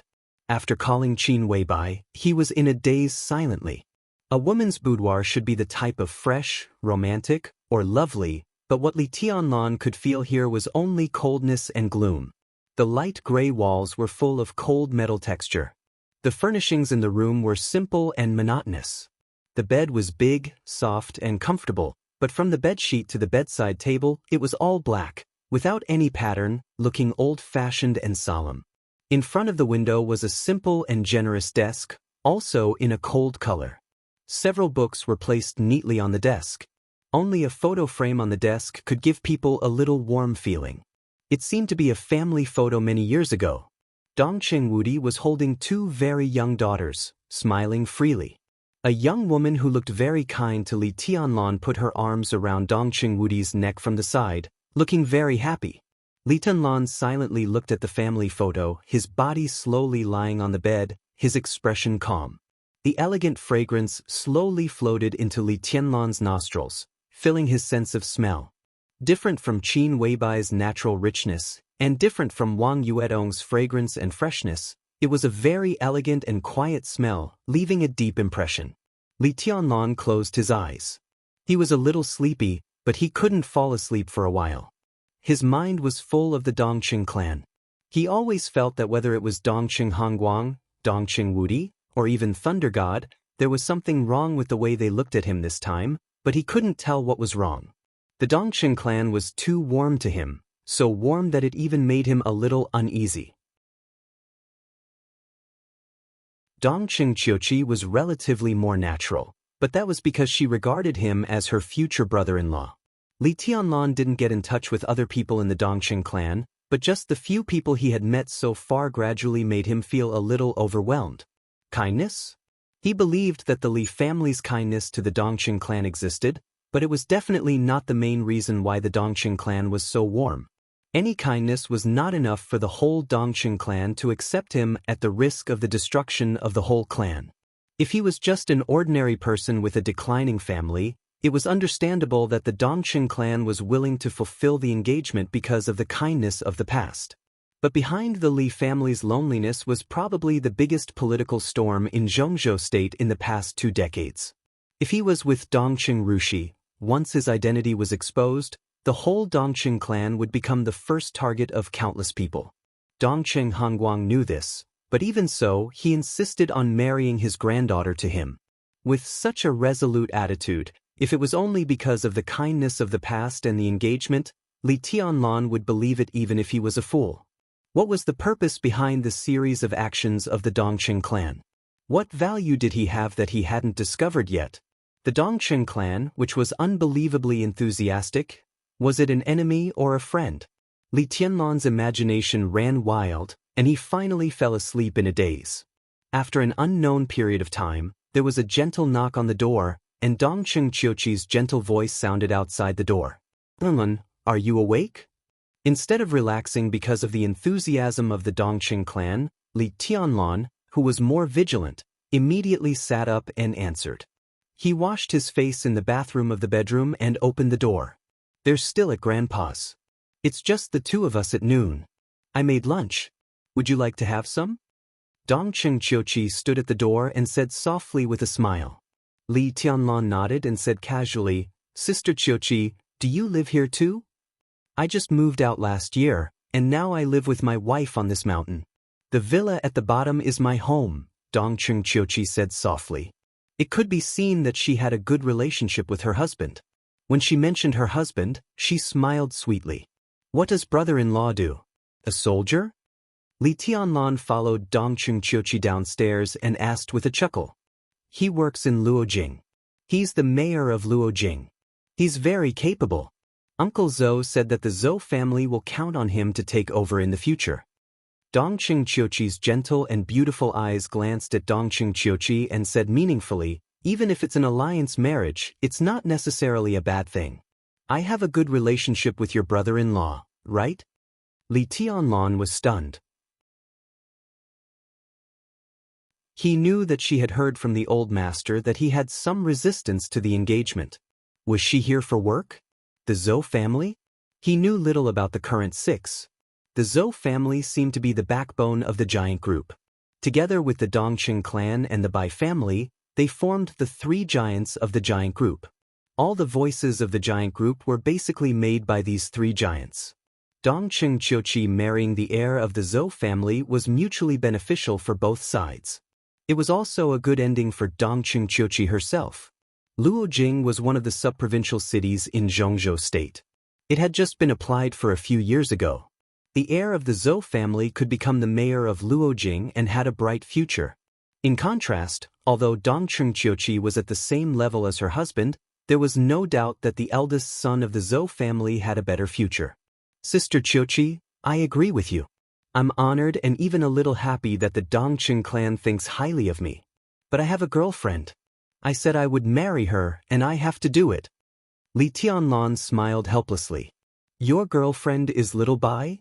Dongqing Qiuqi suddenly asked. Her tone was playful and a little strange. Li Tianlan suddenly remembered that Qin Weibai had once told him that she was best friends with a core figure of the Dongqing clan. Could it be Dongqing Qiuqi? The corner of Li Tianlan's mouth twitched. He nodded and said again, I will marry her. Dongqing Qiuqi giggled and walked downstairs quickly. Silly boy, even a married lady like me is tempted by a figure like Little Bai, let alone a man. It's hard to say whether she will marry you or not. Li Tianlan didn't agree with this, but he wouldn't refute it. He went to the dining room and sat down. Looking at the exquisite dishes on the table, he took a bite and said with a smile, It tastes good. Rushi's cooking is much better than mine. If you like it, let her cook for you in the future. Dongqing Qiuqi tried hard to promote her sister. Li Tianlan looked a little embarrassed. He ate and didn't say anything. Dongqing Qiuqi smiled and stopped talking about this topic. Some things needed to be done slowly. Being too impatient would only be counterproductive. As a senior political official, Dongqing Qiuqi had a perfect grasp of the situation. When you were sleeping, I went downtown to buy you clothes. I didn't know what size you would wear, so I bought one for each size. Try it on later. After dinner, the old master said he would take you to the ancestral hall to burn incense. Dongqing Qiuqi picked up a mouthful of food and said softly. Li Tianlan subconsciously looked at his clothes. He went out in a hurry almost as soon as he got off Qin Weibai's body last night. As a result, Dongqing Wudi was even more anxious than him. He didn't even give him time to change clothes and directly took him to the Dongqing clan. After traveling thousands of miles, he was still in the moon-white silk pajamas. Li Tianlan didn't realize anything before. Now looking at his clothes again, he suddenly felt like a fool. Thank you. He rubbed his nose and didn't refuse. Not everyone had the courage to parade around in his pajamas. Dongqing Qiuqi smiled and didn't speak. Li Tianlan silently lowered his head to eat, but he was thinking about Dongqing Qiuqi's words. The old master would take him to the ancestral hall to burn incense? It seemed that he was really determined to pull him into the Dongqing clan. He frowned slightly. He just felt that it was more and more difficult to see the Dongqing clan's meaning. This was an era where everything was covered by countless appearances and grotesqueness. Good and evil, right and wrong, it seemed that everything could be covered with a seemingly beautiful coat. People's hearts were unpredictable. People's hearts were unpredictable. Why was the Dongqing clan so anxious? These days, he was thinking about whether to change the update time.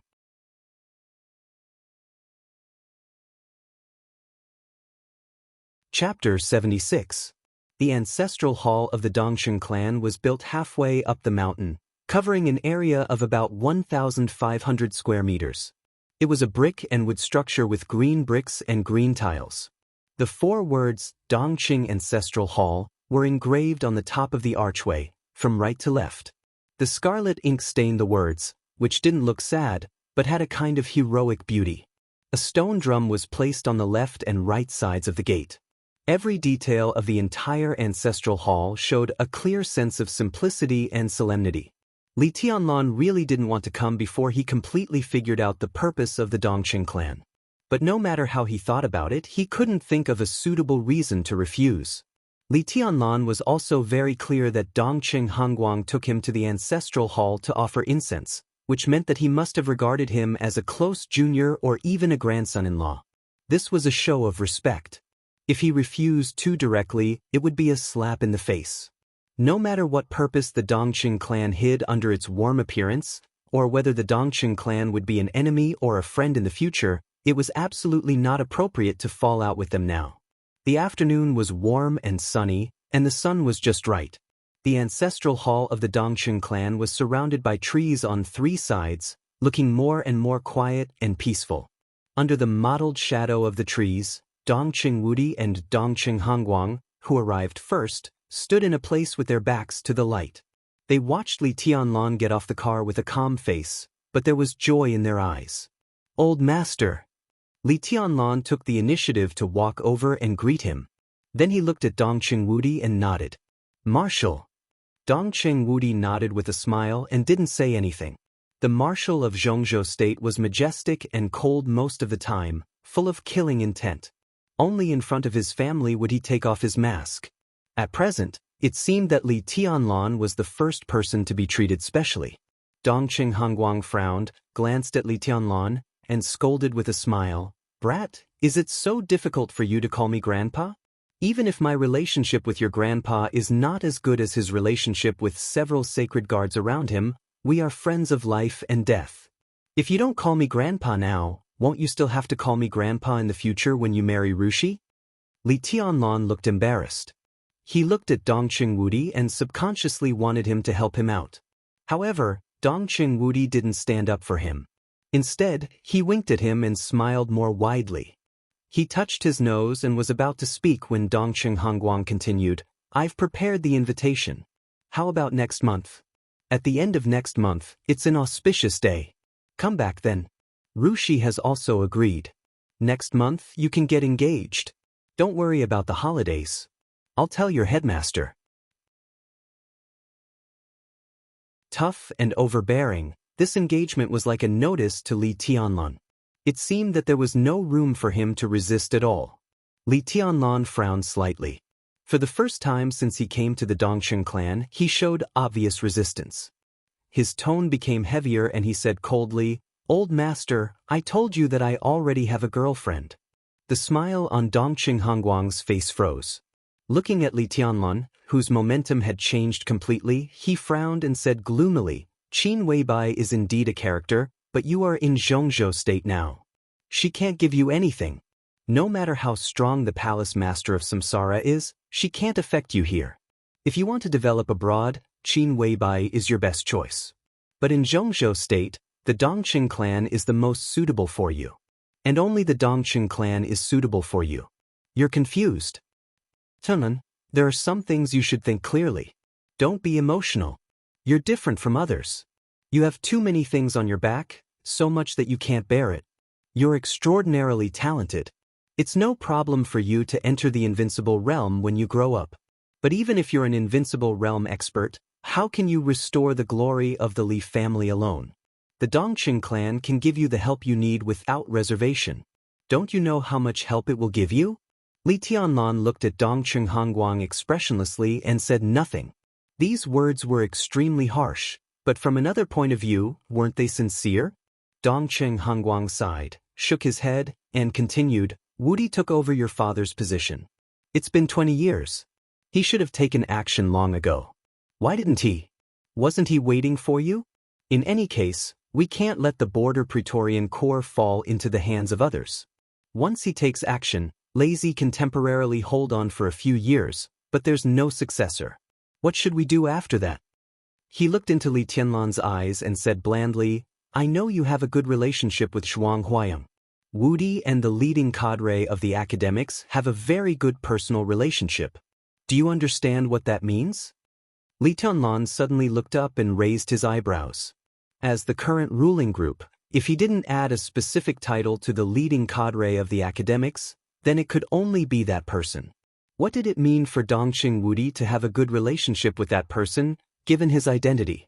Li Tianlan knew too little about the turmoil among the upper echelons of Zhongzhou State, but at least he knew that the academics and the prince group were not on good terms. There would definitely be a fierce game in the process of the replacement of the two ruling groups. Zhuang Huayang had said that the academics had very little say in the special warfare system. In this way, how much say did the academics have in the military, which was closely related to the special warfare system? This was already the third year of the leading cadre's position, and the first term was coming to an end. At such an important moment, he must take the opportunity to expand his influence. If his own people couldn't go up, he could only find allies. Would Dongqing Wudi be the ally that the academics needed? As one of the members of the decision-making committee of Zhongzhou State and in charge of the 550,000 troops of the Border Praetorian Corps, Dongqing Wudi's status in the military could be said to be above tens of thousands of people, only under one person. If the academics regarded him as an ally, It certainly needed not the support of the 550,000 troops of the Border Praetorian Corps, but the dominance of the entire military. If Dongqing Wudi took another step forward, where could he go? It seemed that there was only the position of director of the decision-making committee of Zhongzhou State and the standing minister of the army headquarters. If he was still a member of the decision-making committee, then no matter where he went, it could be said that he would be promoted in public but demoted in private. If he became a director of the decision-making committee and presided over the daily work of the military of Zhongzhou State, only this position could be worthy of him, and it was also what Dongqing Wudi and the Dongqing clan needed most. After Dongqing Wudi left, Thunder God could hold the fort for a few years. According to Dongqing Hanguang, after Thunder God, the Dongqing clan hoped that he could control the 550,000 troops of the Border Praetorian Corps. A few years later, when he reached the thunder-shocking realm, he would indeed be qualified to take the military road, enter the decision-making committee, and become a director from a member of parliament. This road could also restore the glory of the Li family. If he took this road, as long as he grew fast enough and married Dongqing Rushi, he could get the full support of the giant group. At present, the risk of doing so was relatively small. Dongqing Hanguang was not joking when he said that he would use the whole family as a dowry. The alliance between the academics and the Dongqing clan, Zhuang Huayang's support for him, and that generous and loose cozying seemed to be gradually connected. Could it be that the old fox knew that the Dongqing clan had something to do with him from the beginning? Boy, don't let your grandfather down. The Dongqing clan is willing to pave the way for you with all its strength. You just need to go up. Dongqing Hanguang said slowly, and it's natural for a man to have 3 wives and 4 concubines. As long as you treat Rushi well in the future, who will pester you about some private affairs? That's settled. Will you come back at the end of next month? No, Li Tianlan said lightly. He refused directly and decisively. Looking at Dongqing Hanguang's suddenly angry eyes, he smiled and said frankly, I don't want to let Grandpa down, but I don't want to let myself down. Old master, I don't need 3 wives and 4 concubines, just 1 is enough. The road you pointed out is good, but it's not suitable for me. The Li family only belongs to the special warfare system. I will take back everything of the Li family. Yes, I will take it back. Instead of getting something on the road of the Dongqing clan. I'm from the Li family, not from the Dongqing clan. Dongqing Wudi turned his head and looked at the woods outside the ancestral hall in silence. Dongqing Hanguang looked at Li Tianlan in a daze. His eyes were not angry, but a kind of sadness and pain that Li Tianlan could not understand, and even a trace of guilt. Your father, he opened his mouth and said with difficulty, he was also the commander of the Border Praetorian Corps. That's different. Li Tianlan said lightly. How could it be the same? 20 years ago, when the international situation was at its most tense, there were frequent border conflicts between countries. At that time, the Zhongzhou Praetorian Corps had just been established, and the personnel organization was not as large as it was now. At that time, the Border Control Corps was under the jurisdiction of the Special Warfare System of Zhongzhou State, not the military of Zhongzhou State. How could it be the same? Dongqing Hanguang smiled bitterly and suddenly remembered the name Dongqing Huangtu. If there was no accident, Li Tianlan also knew the name from Qin Weibai. Qin Weibai? Qin Weibai? What kind of magic potion did that woman give you? Tianlan, you'd better stay away from her. Dongqing Hanguang took a deep breath and said sincerely. Li Tianlan's face suddenly turned cold and he said coldly, You don't have to worry about it, old master.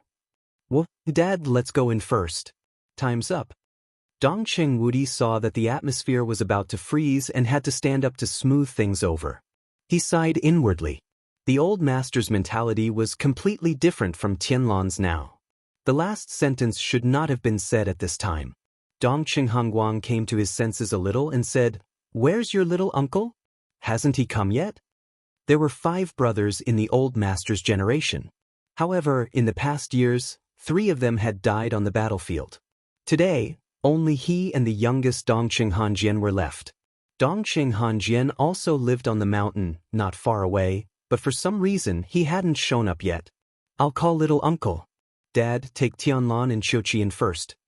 Dongqing Wudi said and took out his mobile phone. Dongqing Hongguang nodded and walked directly into the ancestral hall with Li Tianlan and Dongqing Qiuqi.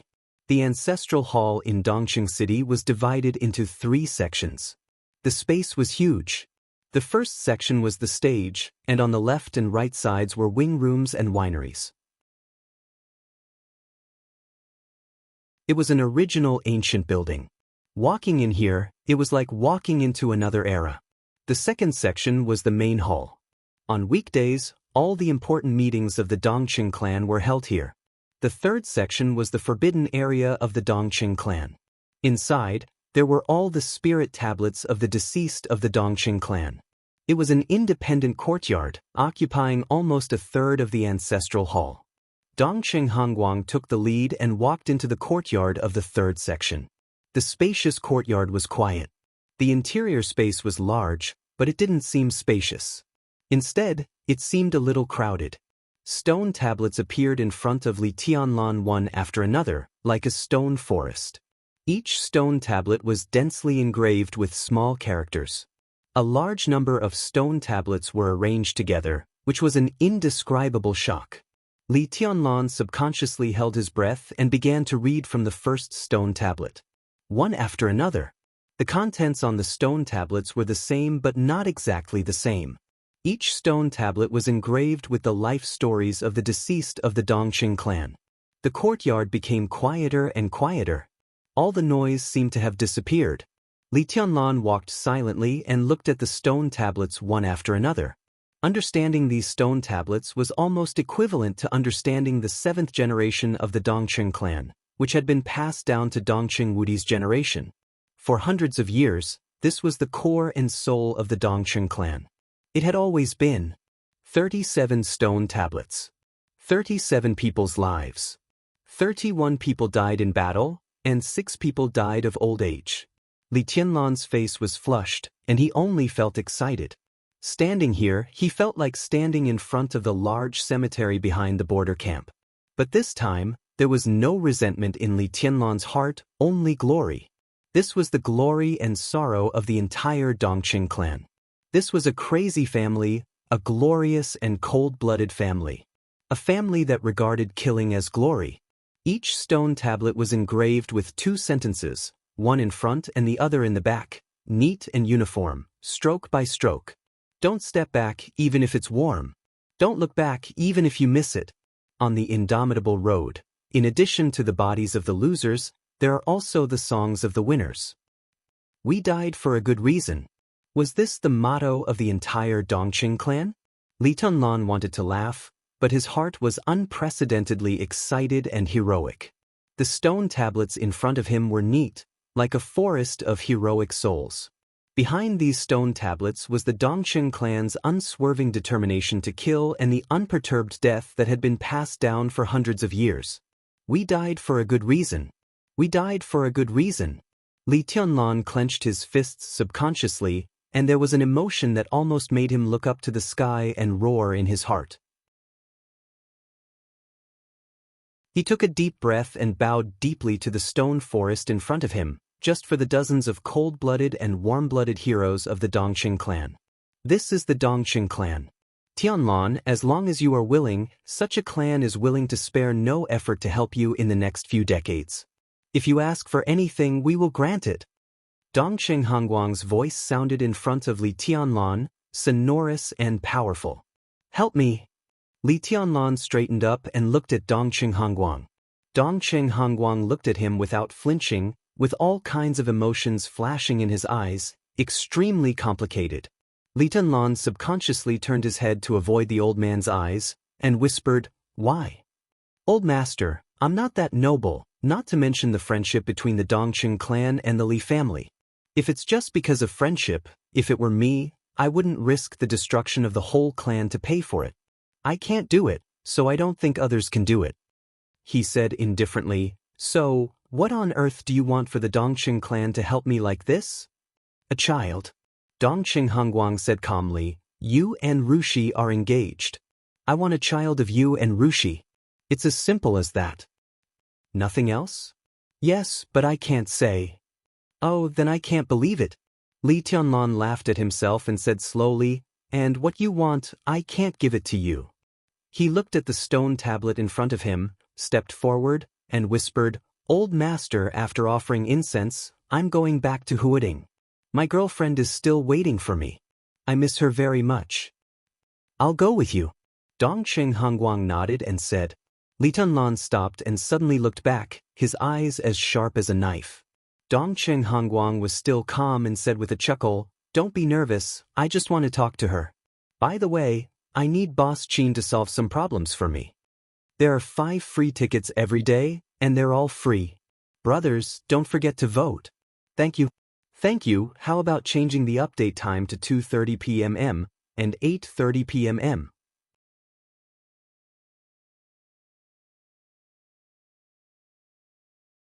Chapter 77. Got the notice. Special warfare will be on the shelves next Monday. I want to inform you in advance. 6,000 words. Today it will be 10,000 words again. At 9 o'clock in the evening, the helicopter of the Dongqing clan landed on the open space of the Yonghua Villa in Huading again. Li Tianlan, who had stayed in Zhongyuan province for less than a day, returned here. He was still accompanied by Dongqing Wudi and Thunder God, but Dongqing Hongguang and Dongqing Qiuqi, 2 important figures of the Dongqing clan. Dongqing Qiuqi was the mayor of Wudong New District in Huading. She came back to work on the way, while Dongqing Hongguang came to ask Qin Weibai for help. Li Tianlan didn't say anything on the surface, but he had some guesses in his heart. The so-called help was mostly because of the name Dongqing Huangtu, which made him uneasy subconsciously.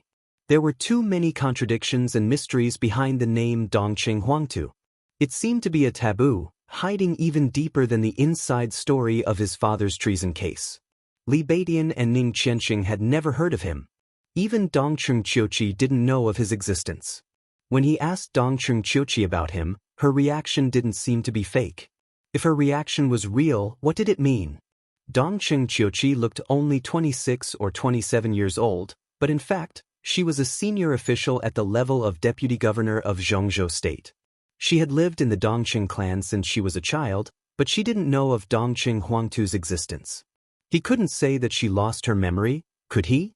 When Dongqing Qiuqi looked at him blankly and asked who Dongqing Huangtu was, Li Tianlan even felt that this person didn't exist at that moment.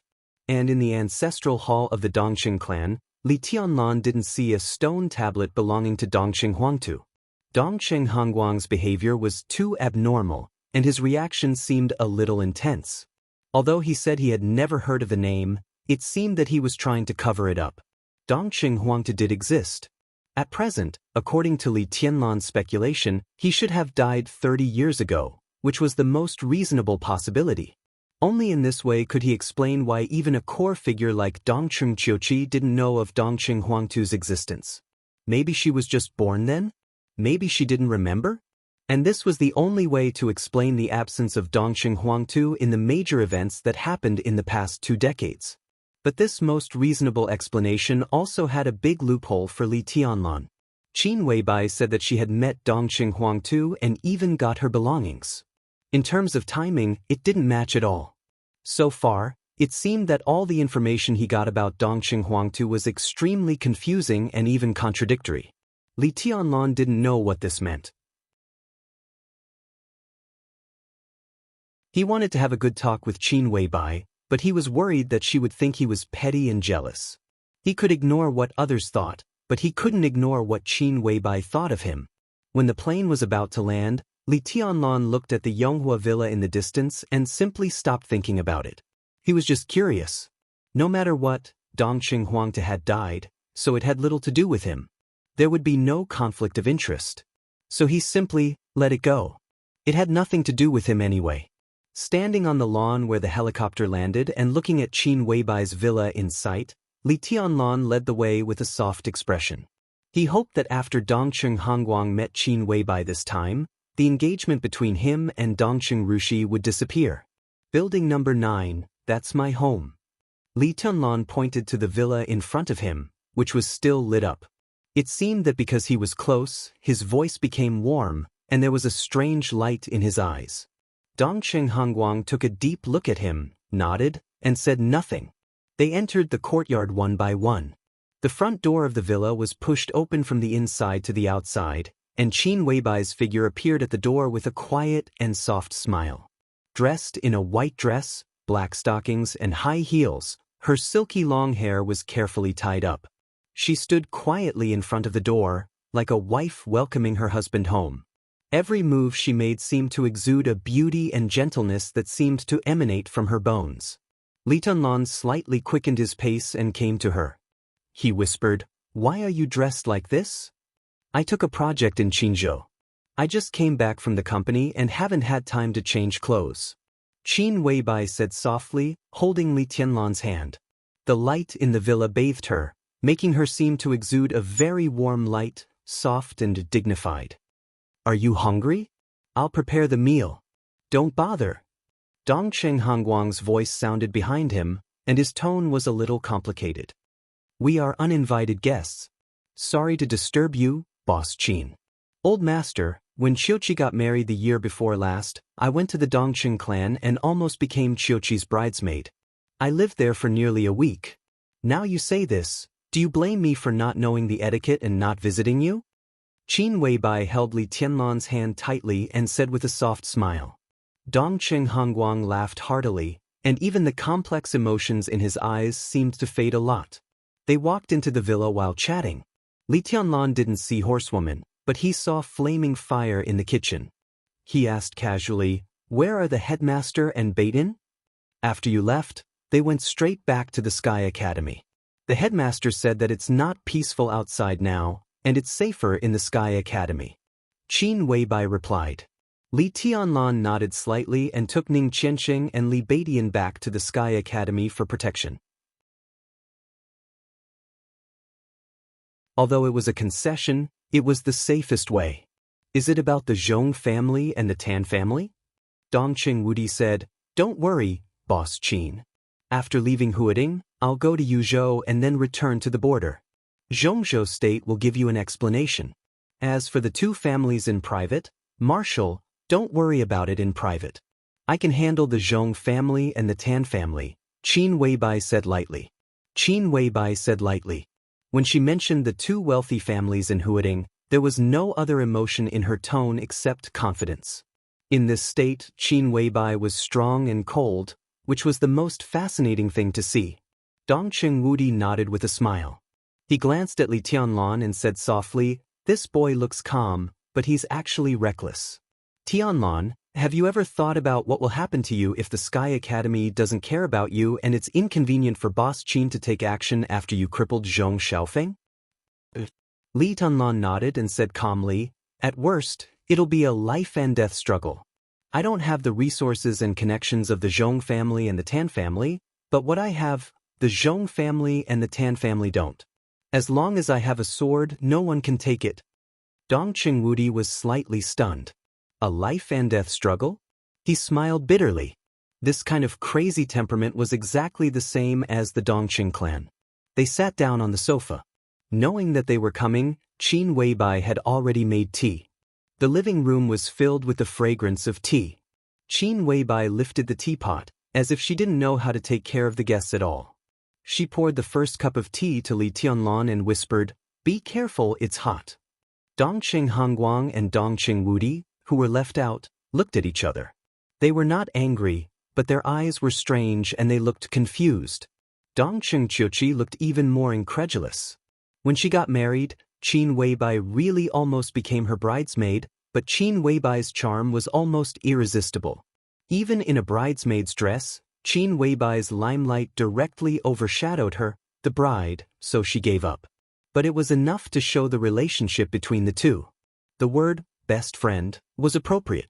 During the few years they had known each other, Dongcheng Qiuqi had a deep understanding of Qin Weibai's pride and indifference. In Huading, she had seen a lot of so-called successful men who would be overjoyed just because Qin Weibai said a few words to them.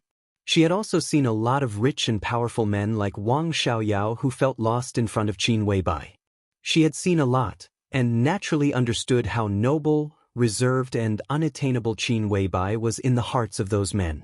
More than once, she had been curious about what kind of partner Qin Weibai, who regarded all men as nothing, would find to spend her life with. She even thought that her best friend would be alone for the rest of her life. In the end, instead of being single, she found a boyfriend at a speed that made everyone dumbfounded, and they were living together. At this moment, Dongcheng Qiuqi looked at Qin Weibai in front of her. It was really familiar and strange. Was this considerate, docile, and gentle woman sitting next to Li Tianlan really the same person as Boss Qin, who used to be proud and reserved, her bestie? She subconsciously looked at Li Tianlan. She didn't know what her cheap brother-in-law was capable of to train Qin Weibai like this. She thought of her younger sister, Dongcheng Rushi, and shook her head. She had mixed feelings. Boss Qin, I've been a soldier all my life, and I don't know how to beat around the bush. I have something I need you to clear up for me. I wonder if you'd like to talk to me alone? Dongcheng Hongguang was completely straightforward, especially in the face of things he cared about. He sat down on the sofa, took a sip of the hot tea in front of him, and said directly, "About Dongqing Huangtu?" Qin Weibai looked at Li Tianlan's profile seriously, as if she could not get enough of it. Hearing Dongqing Hongguang's words, she blinked and chuckled. Dongqing Hongguang and Dongqing Wudi's pupils contracted instantly. She really knew something. Yes. Dongqing Hongguang took a deep breath and said in a dignified tone, "Boss Qin, can I have a word with you?" "Who is Dongqing Huangtu? Is he also a member of our Dongqing clan?" Dongqing Qiuqi was stunned. She first glanced at Li Tianlan, and then looked at Dongqing Wudi and asked in a doubtful tone, "Qiuqi?" Dongqing Wudi's face changed, and his tone was slightly heavier. Dongqing Qiuqi was stunned, and then stopped asking. "Okay, let's go to the study." Qin Weibai stood up. She looked at Li Tianlan's slightly frowning eyebrows, smiled, and said softly, "You stay and take care of the guests. I'll be right back." Li Tianlan nodded and watched Qin Weibai and Dongqing Hongguang walk into the study. He narrowed his eyes thoughtfully. Dongqing Qiuqi looked at Li Tianlan's expression, suddenly smiled and said softly, "You're really lucky, boy." Li Tianlan was stunned. "Maybe you didn't realize it yourself, but when Xiaobai is with you, her eyes don't seem to have anything else in them.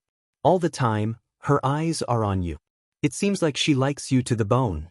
To have such a beautiful woman as your girlfriend, and in the future, you will have my sister. Don't tell me you don't have the fortune?" Dongqing Qiuqi looked at Li Tianlan with a strange look in her eyes. Li Tianlan smiled and picked up the teacup to drink. Qin Weibai's study was clean and elegant, and all the decorations were clear at a glance. Bookcases, sofas, desks, and water dispensers were simple. Only the golden carpet on the ground added a trace of luxury to the study. Qin Weibai came to the desk and didn't pour water for Dongqing Hongguang. She sat down behind the desk and said calmly, "What does the old master want to know?" Dongqing Hongguang was silent for a moment. It seemed that he didn't expect Qin Weibai to be so straightforward. He narrowed his eyes and said softly, "Boss Qin, where did you hear the name Huangtu? Is it important?" Qin Weibai looked into Dongqing Hongguang's eyes. "If you know it, others can naturally know it. How can there be an impenetrable wall? Don't you think so, old master?" Dongqing Hongguang lowered his head and pondered. He inadvertently lit a cigarette. When the smoke drifted away, he was shocked. When he subconsciously wanted to put it out, Qin Weibai shook her head and said casually, "It doesn't matter. Tanlan also smokes. I'm not allergic to the smell of smoke." Dongqing Hongguang smiled bitterly, and his eyes were struggling. He looked at the stunning woman in front of him, who had a mysterious aura around her in everyone's eyes, and tentatively said, "In Zhongyuan province, Tianlan said that Huangtu was besieged and died. It's betrayal." Qin Weibai's face grew colder. In the lingering smoke, Dongqing Hongguang couldn't see her eyes clearly. Only a cold voice sounded and drilled into his ears. Besieging was a statement to the public. The real cause of his death was betrayal. Dongqing Hongguang instantly straightened up, and the momentum of a thunder-shocking realm expert soared. Who was it? The person he loved the most was also the person who loved him the most. Qin Weibai's tone was as calm as stagnant water. Dongqing Hongguang's expression changed dramatically. His lips moved and a name was on the tip of his tongue. He wanted to say it, but he didn't dare. It's not the one you think. Qin Weibai shook her head calmly. After a short silence, she said again, do you know how Li Kuangtu died that year? What happened that year was too coincidental, too coincidental. What do you want to say? Dongqing Hongguang's face grew paler and paler, even a little painful. You've guessed it, but I have no evidence, so I can't give you an answer. Your guess is probably what I think. Qin Weibai glanced at him and pointed to the water dispenser. If you want to drink water, help yourself. Dongqing Hongguang smiled bitterly and shook his head. He said sadly, then what should I do now? His expression was bleak, but there was an extreme coldness and anger in his tone. You don't need to do anything. Just wait. When Tianlan grows up, I will help him at all costs, with all my might. Qin Weibai's eyes were bright and dazzling, full of indescribable affection and persistence. Dongqing Hongguang was silent for a long time before he asked, Samsara is in Billy's state. Does it need help from the Dongqing clan? If you're willing, I want to borrow 10 heavenly rainbow from the Dongqing clan. Of course, we will give you a satisfactory reward afterward. Qin Weibai was quiet, but what she said hit Dongqing Hongguang's heart directly. Heavenly Rainbow. As a military giant, the Dongqing clan had been concentrating on researching some firearms that could pose a fatal threat to the masters of the 4 realms of martial arts in recent years. An important figure of the Dongqing clan even had a lifelong wish to research a quasi-murderous weapon. At present, the most famous product of the Dongqing clan was Madshot. Heavenly Rainbow was an upgraded version of Madshot, with higher cost and more sophisticated structure. 10 heavenly rainbows. The Dongqing clan now had 10 heavenly rainbows at most. This kind of weapon that had not yet been put into service was a top secret in the Dongqing clan. How did Qin Weibai know? The intelligence agency of Samsara is really resourceful. I admire it. Dongqing Hongguang took a deep breath and said, I can lend you heavenly rainbow. It's a loan. What can Samsara give the Dongqing clan? A full blow from a murderous weapon. Qin Weibai lowered her eyelids and said blandly. Dongqing Hongguang narrowed his eyes. A full blow from a murderous weapon. Although the 12 murderous weapons in the Dark World were ranked in order, each of them could pose a huge threat to the masters of the invincible realm, even a fatal threat. This condition was extremely valuable. Which murderous weapon? Dongqing Hongguang asked attentively. Qin Weibai didn't say anything. She just kept silent. Dongqing Hongguang seemed to understand. He nodded and stood up, saying, I'll send someone to send heavenly rainbow tomorrow. He turned to the door. When he was about to go out, he suddenly turned back and whispered, Samsara knows the heavenly rainbow of the Dongqing clan. It's surprising, but it's not impossible. But where did Boss Qin hear the name of Huang Tu? How can you even know anything about him? Qin Weibai turned her head and looked at the night outside the window. After a long silence, she whispered, There's an old monk. I used to follow him for several years. Dongqing Hongguang took the lead to walk out of the study. Seeing him, Li Tianlan stood up subconsciously. Just as he was about to say something, Qin Weibai followed him out. The Dongqing Wudi stood up subconsciously and called him. Dongqing Hongguang looked at Li Tianlan with a complicated look in his eyes, then nodded and said in a low voice, Go back to Zhongyu. Dongqing Wudi was stunned. He didn't seem to expect the old master to be so straightforward. He nodded silently and walked to the door. Qin Weibai and Li Tianlan walked them out of the villa. Standing at the door, Qin Weibai glanced at Dongqing Qiuqi and said with a smile, You're not staying here tonight? Forget it. I don't want to be a third wheel. Dongqing Qiuqi giggled. There's a standing committee meeting at the beginning of the month tomorrow. I'll call you after the meeting. Shall we go to the beauty salon together? Forget it. Qin Weibai shook her head, looked at Li Tianlan, and said softly, I'm going to Billy's state tomorrow night. I'll accompany Tianlan during the day. Dongqing Qiuqi smiled playfully, nodded, and left after Dongqing Wudi. Are you leaving tomorrow? Li Tianlan looked at Qin Weibai and asked in a disappointed tone. It was an impromptu decision to come back this time. I need to arrange things over there as soon as possible. Qin Weibai took Li Tianlan back to the villa and took him directly to the dining room. At most half a year. I can come back in half a year.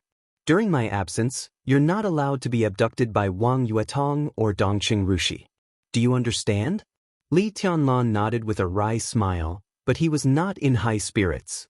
Qin Weibai glanced at him and then at Flaming Fire, who was still busy in the kitchen. Is the soup ready? Yes. Flaming Fire answered. I made soup for you at noon. The heat is just right now. Drink some. Qin Weibai looked at Li Tianlan and said, then walked into the kitchen. Flaming Fire came out with Qin Weibai, who was holding a bowl of soup. She glanced at Li Tianlan. The supermaster of samsara went upstairs with no expression on his face. Out of sight, out of mind. Qin Weibai put the soup on the table and sat opposite Li Tianlan. She said softly, it's very nutritious. Have a taste. You should pay attention to nutrition in the future. Life at the border is too hard. Now try as much as you can. Li Tianlan drank the soup in silence and nodded without saying anything. What's wrong? Are you unhappy? Qin Weibai's tone became lower and gentler. No, I just feel a little reluctant to see you leave tomorrow. I really can't bear to see you go. A hero's spirit is short and love is long. Today, I finally understand the meaning of this. Li Tianlan took a big gulp of the soup, as if he wanted to suppress the sadness in his heart. He shook his head helplessly. Qin Weibai snorted softly and her eyes were like silk. Coaxing me with sweet words again. What do you want? Li Tianlan glanced at Qin Weibai, and his heart skipped a beat. Tunlan. Qin Weibai's tone became more and more charming. Do you want me to crawl over, or do you want me to crawl over? Li Tianlan breathed heavily. He stared straight at Qin Weibai's face and stammered, crawl over? Qin Weibai seemed to have gotten the answer. She glared at Li Tianlan, and her eyes were charming and shy. Her body quietly slipped under the table and crawled under Li Tianlan's feet. She knelt down on her knees in front of Li Tianlan. I know this by accident. I didn't do it well. Don't laugh at me. Under the table, Qin Weibai's voice was trembling, charming and gentle. A pair of small trembling hands reached over and found his belt. In the rustling sound, a gentle and delicate warm touch came directly. Li Tianlan gasped. All that was left in his mind was Qin Weibai's rosy and delicate mouth. That was the second heaven. Li Tianlan's mind was blank. 1 minute. 5 minutes. His body became tighter and tighter. Finally, he collapsed on the chair. He seemed to have no strength at all. Qin Weibai poked her head out from under the table. She pouted and looked at Li Tianlan. Eat it. At this moment, Li Tianlan didn't know what he was thinking.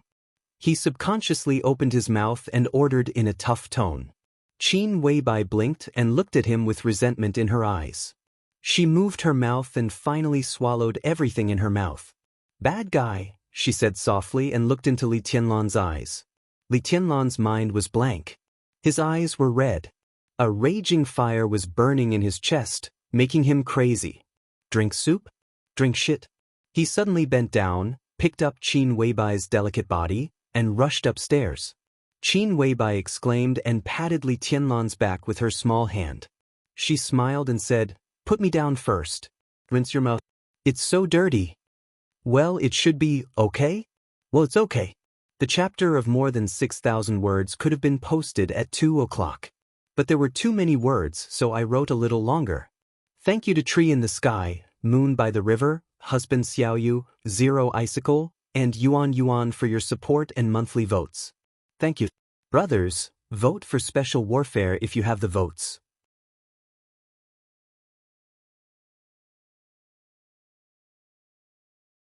Chapter 78.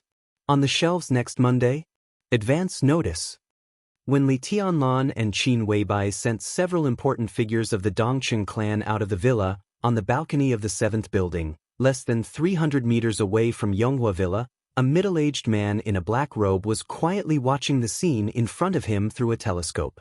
Through the telescope, Dongqing Wudi and Dongqing Hongguang walked in the direction of the helicopter. Dongqing Qiuqi left from another road, and Li Tianlan took Qin Weibai's hand and returned to the villa.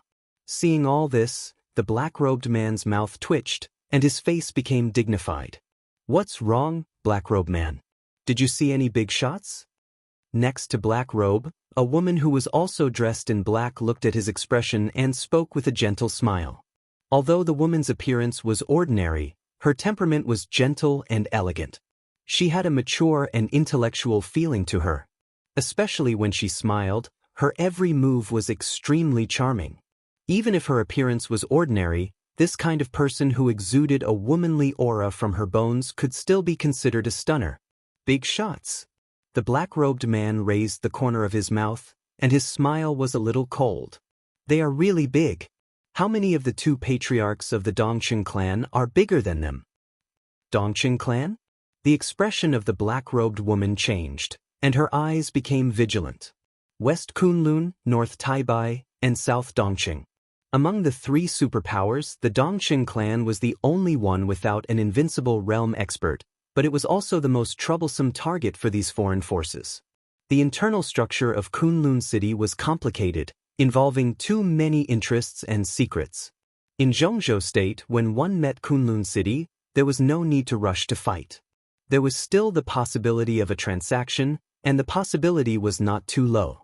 Sai City of Taibai Mountain stood aloof from worldly affairs. It guarded the northeast of Zhongzhou State all year round, deterring countries such as Snow Country, Outer Mongolia, Gaoshan, and White Robe. Without clear orders from the higher-ups of Zhongzhou State, they would hardly intervene in matters outside the northeast. Only the Dongqing clan was the craziest and the most unreasonable. Dongqing Wudi was known as the god of massacre, but it did not mean that his ancestors were nice people. This family, which had been decisive in killing for hundreds of years, seemed to be extremely bloodthirsty in nature. The patriarch of each generation could be said to be a ruthless person who killed without blinking. When Dongqing Hongguang served as a member of the decision-making committee of Zhongzhou State and the standing minister of army headquarters, he had caused heavy losses to their organizations. After Dongqing Wudi took over the border Praetorian Corps, he had made their organization suffer for many years. About 13 years ago, the news that hundreds of elites from their organization had sneaked into the border to pick up an important person was leaked. As the commander of the Border Control Corps, Dongqing Wudi personally led people to intercept them. Hundreds of elites were wiped out at the border of Zhongzhou State. It was at that time that Dongqing Wudi stood among countless corpses and said something which was still talked about by people in the dark world. "None of my enemies survived." This crazy style of action, which was so crazy that as long as they were enemies, they would not leave anyone alive. Not to mention foreign forces like them, even many people in Zhongzhou State did not approve of it. International human rights organizations even blacklisted the entire Dongqing clan. However, the Dongqing clan always went their own way. Every time they fought, there was bound to be a river of blood. For people from foreign forces like them, few big shots in Zhongzhou State were more important than the Dongqing clan. The woman in black's eyes flickered. There was vigilance, but more of a hidden killing intent. Why did the Dongqing clan come here? She whispered to herself and subconsciously narrowed her eyes. Does the Dongqing clan have something to do with samsara? Isn't that what we want? The black-robed man sneered, and his eyes were a little ferocious. Rose, what are you worried about? The more forces that boy is involved with, the better it is for us, and it is in the best interest of the second master. If not, why would the second master let you and Yuehua help me? The woman was not angry at all. She became more and more gentle like water and perfectly integrated with the night. She shook her head slightly and said softly, "I'm worried that the Dongqing clan will become a variable. These days, I heard that the young man disabled Zhong Xiaofeng, the youngest son of the Zhong family. Tan Qinghua even brought the elites of the Eastern Theater of Operations to seek revenge. It was Zhuang Huayang who held Tan Qinghua back until Dongqing Wudi came to help. We always thought that Dongqing Wudi did it for Ning Chenqing. So what?" The black-robed man's tone was cold and cruel, and his words were full of killing intent. In the organization, he was not good at planning anything, but he was one of the best executors. Although his realm had been regressing over the years and he was about to leave the peak of the thundershocking realm, he had always maintained a high degree of tacit understanding with the second master for many years. So even compared with his heyday, his status in the organization did not decline much. Moreover, the target this time was Li Tianlan, the descendant of the Li family who had caused him serious inner demons for many years. How could he be in the mood to think about other things now? Now, almost every thought he had was about how to torture that little bastard to feel good. Rose glanced at him and then at the black-robed man's ferocious look. She sighed and knew that he would not listen to anything at this time, so she simply stopped talking. She turned her head again and looked at the 9th building, which looked hazy in the night. Her emotions fluctuated, and for the first time, she hesitated about the upcoming action. "Hasn't Yuehua come yet?" the black-robed man asked in a gloomy tone as he watched Dongqing Wudi and his son walk away through the telescope. "She's accompanying the second master. She'll come later." Rose's tone was indifferent and her face was calm. The black-robed man glanced at her and said no more.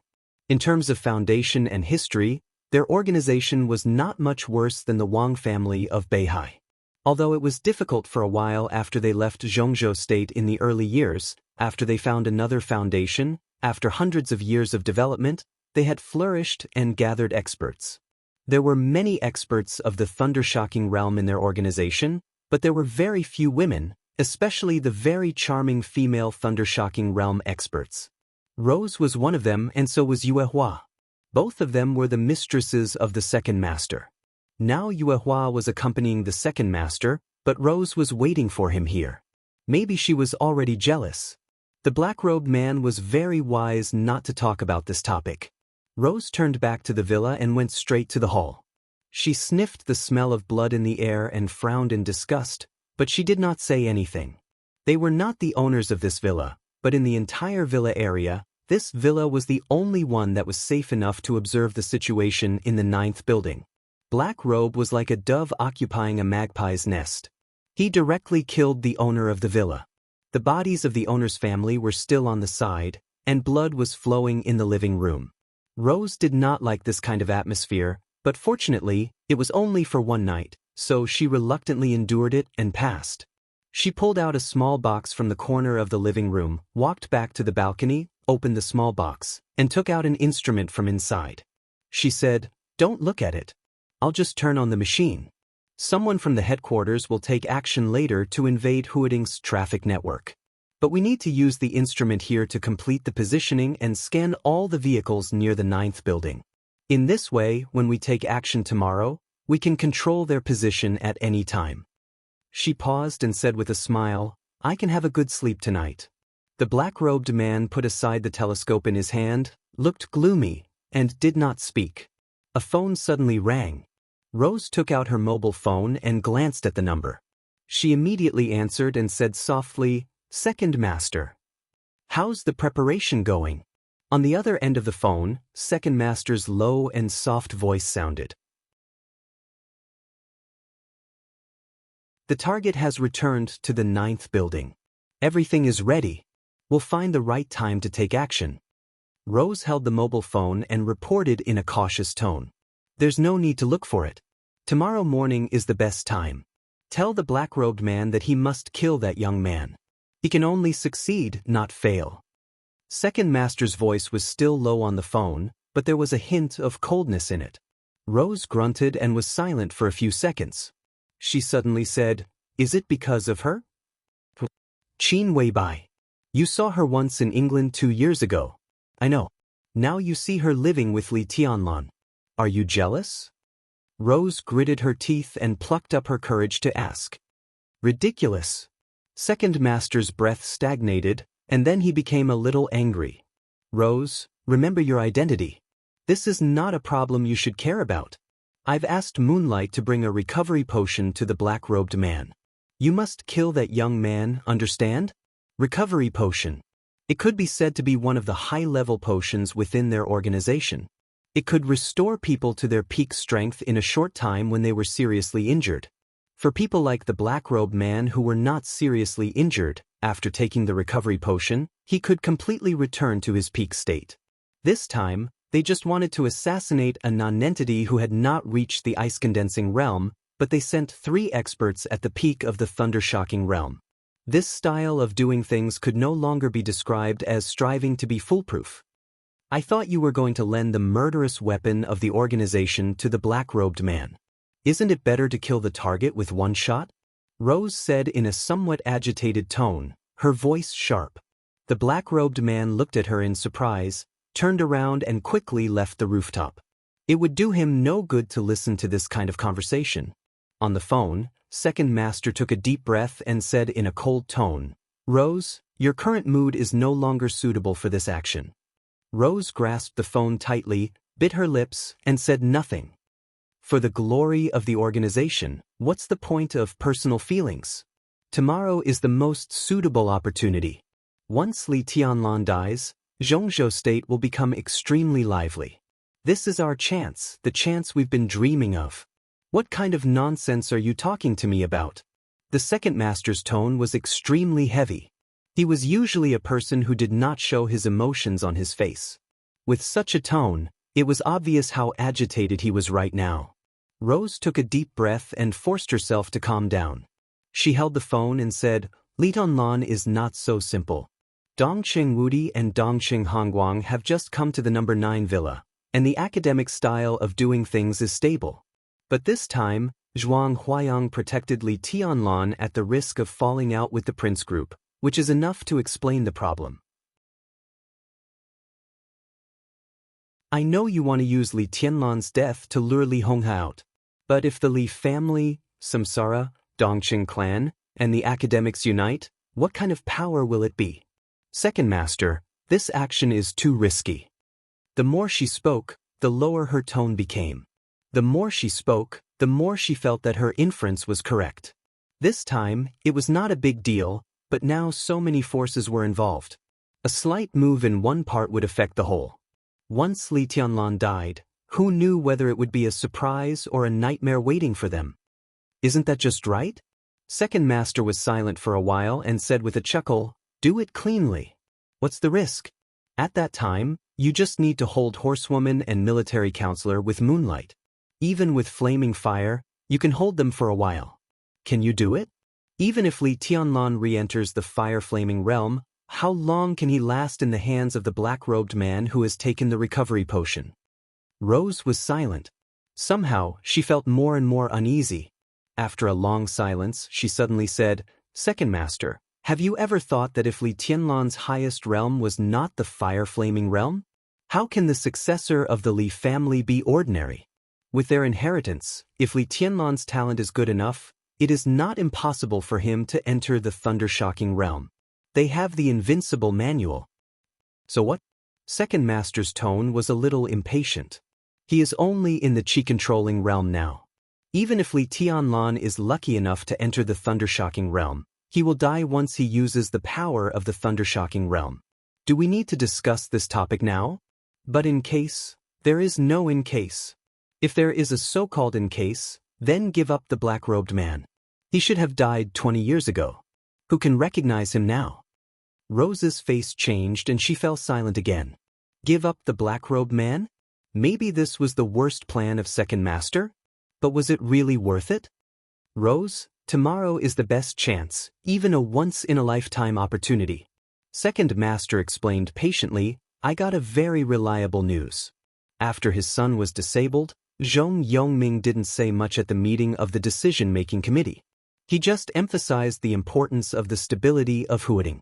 The more he did this, the crazier they would be to retaliate against Li Tianlan in private. What you don't know is that Wang Tianzong took his heir to Kunlun City yesterday and split Kunlun City with a sword. Gu Xingyun has said today that he asked the Wang family of Beihai to give him an explanation. What's more coincidental is that Gu Qianchuan has come to Huading, and Wang Tianzong is about to arrive now. He will meet Li Tianlan tomorrow morning. After this meeting, the black-robed man will kill Li Tianlan. What do you think will happen then?" Rose held the phone and felt her scalp tingle. If that was the case, If Li Tianlan died, the Li family would lose all hope. What would Li Honghe do in despair at the border? Once Li Honghe made a move, Samsara, Dongqing clan, and the academics would react immediately. Who was their target? The Zhong family was most likely to retaliate against Li Tianlan. The Wang family of Beihai had enough standing to kill Li Tianlan. And Kunlun City was eager to get rid of the Li family. Coincidentally, Li Tianlan would meet Wang Tianzong tomorrow. What was more coincidental was that Gu Qianchuan was in Huading at this time. With so many coincidences, what kind of storm would break out under their deliberate operation? After the storm, would there be a situation that the organization had always wanted to see in Zhongzhou State? Where will Li Tianlan meet Wang Tianzong tomorrow? Rose asked in a low voice. In an instant she had made up her mind. This was indeed the best chance and worth a gamble. Garden party. It's secretly arranged by Wang Xiaoyao. Second master said flatly, but don't worry. After tomorrow's meeting, the boy will probably return to the Sky Academy. At that time, we will kill him near the gate of the Sky Academy. Otherwise, I'm afraid that the academics won't take action. Then the show won't be so wonderful. Rose said yes and hung up the phone. Thinking of the news second master said, she shook her head subconsciously. The meeting between Li Tianlan and Wang Tianzong was personally arranged by Wang Xiaoyao. Such a top-secret thing should be spread out. After hundreds of years of wind and rain, the Wang family of Beihai seemed to be a little unstable inside. She stood silently on the balcony, looking at the increasingly blurred Villa No. 9. Her eyes gradually became sharp. The Li family. Li Tianlan. The right time, the right place, and the right people. The general trend was coming, and the storm was about to rise. How could you not die? How dare you not die? Today's 11,000 words were updated. More before the bookshelf. I'm trying my best. You're tuning in to the Passion Pages YouTube channel. We're so grateful for your support, and don't forget to subscribe to join us on this incredible journey through captivating stories. Your generosity through donations truly makes a world of difference, as it's the primary source of revenue that allows me to expand and enhance this channel for you. Thank you from the bottom of my heart for being a part of this adventure.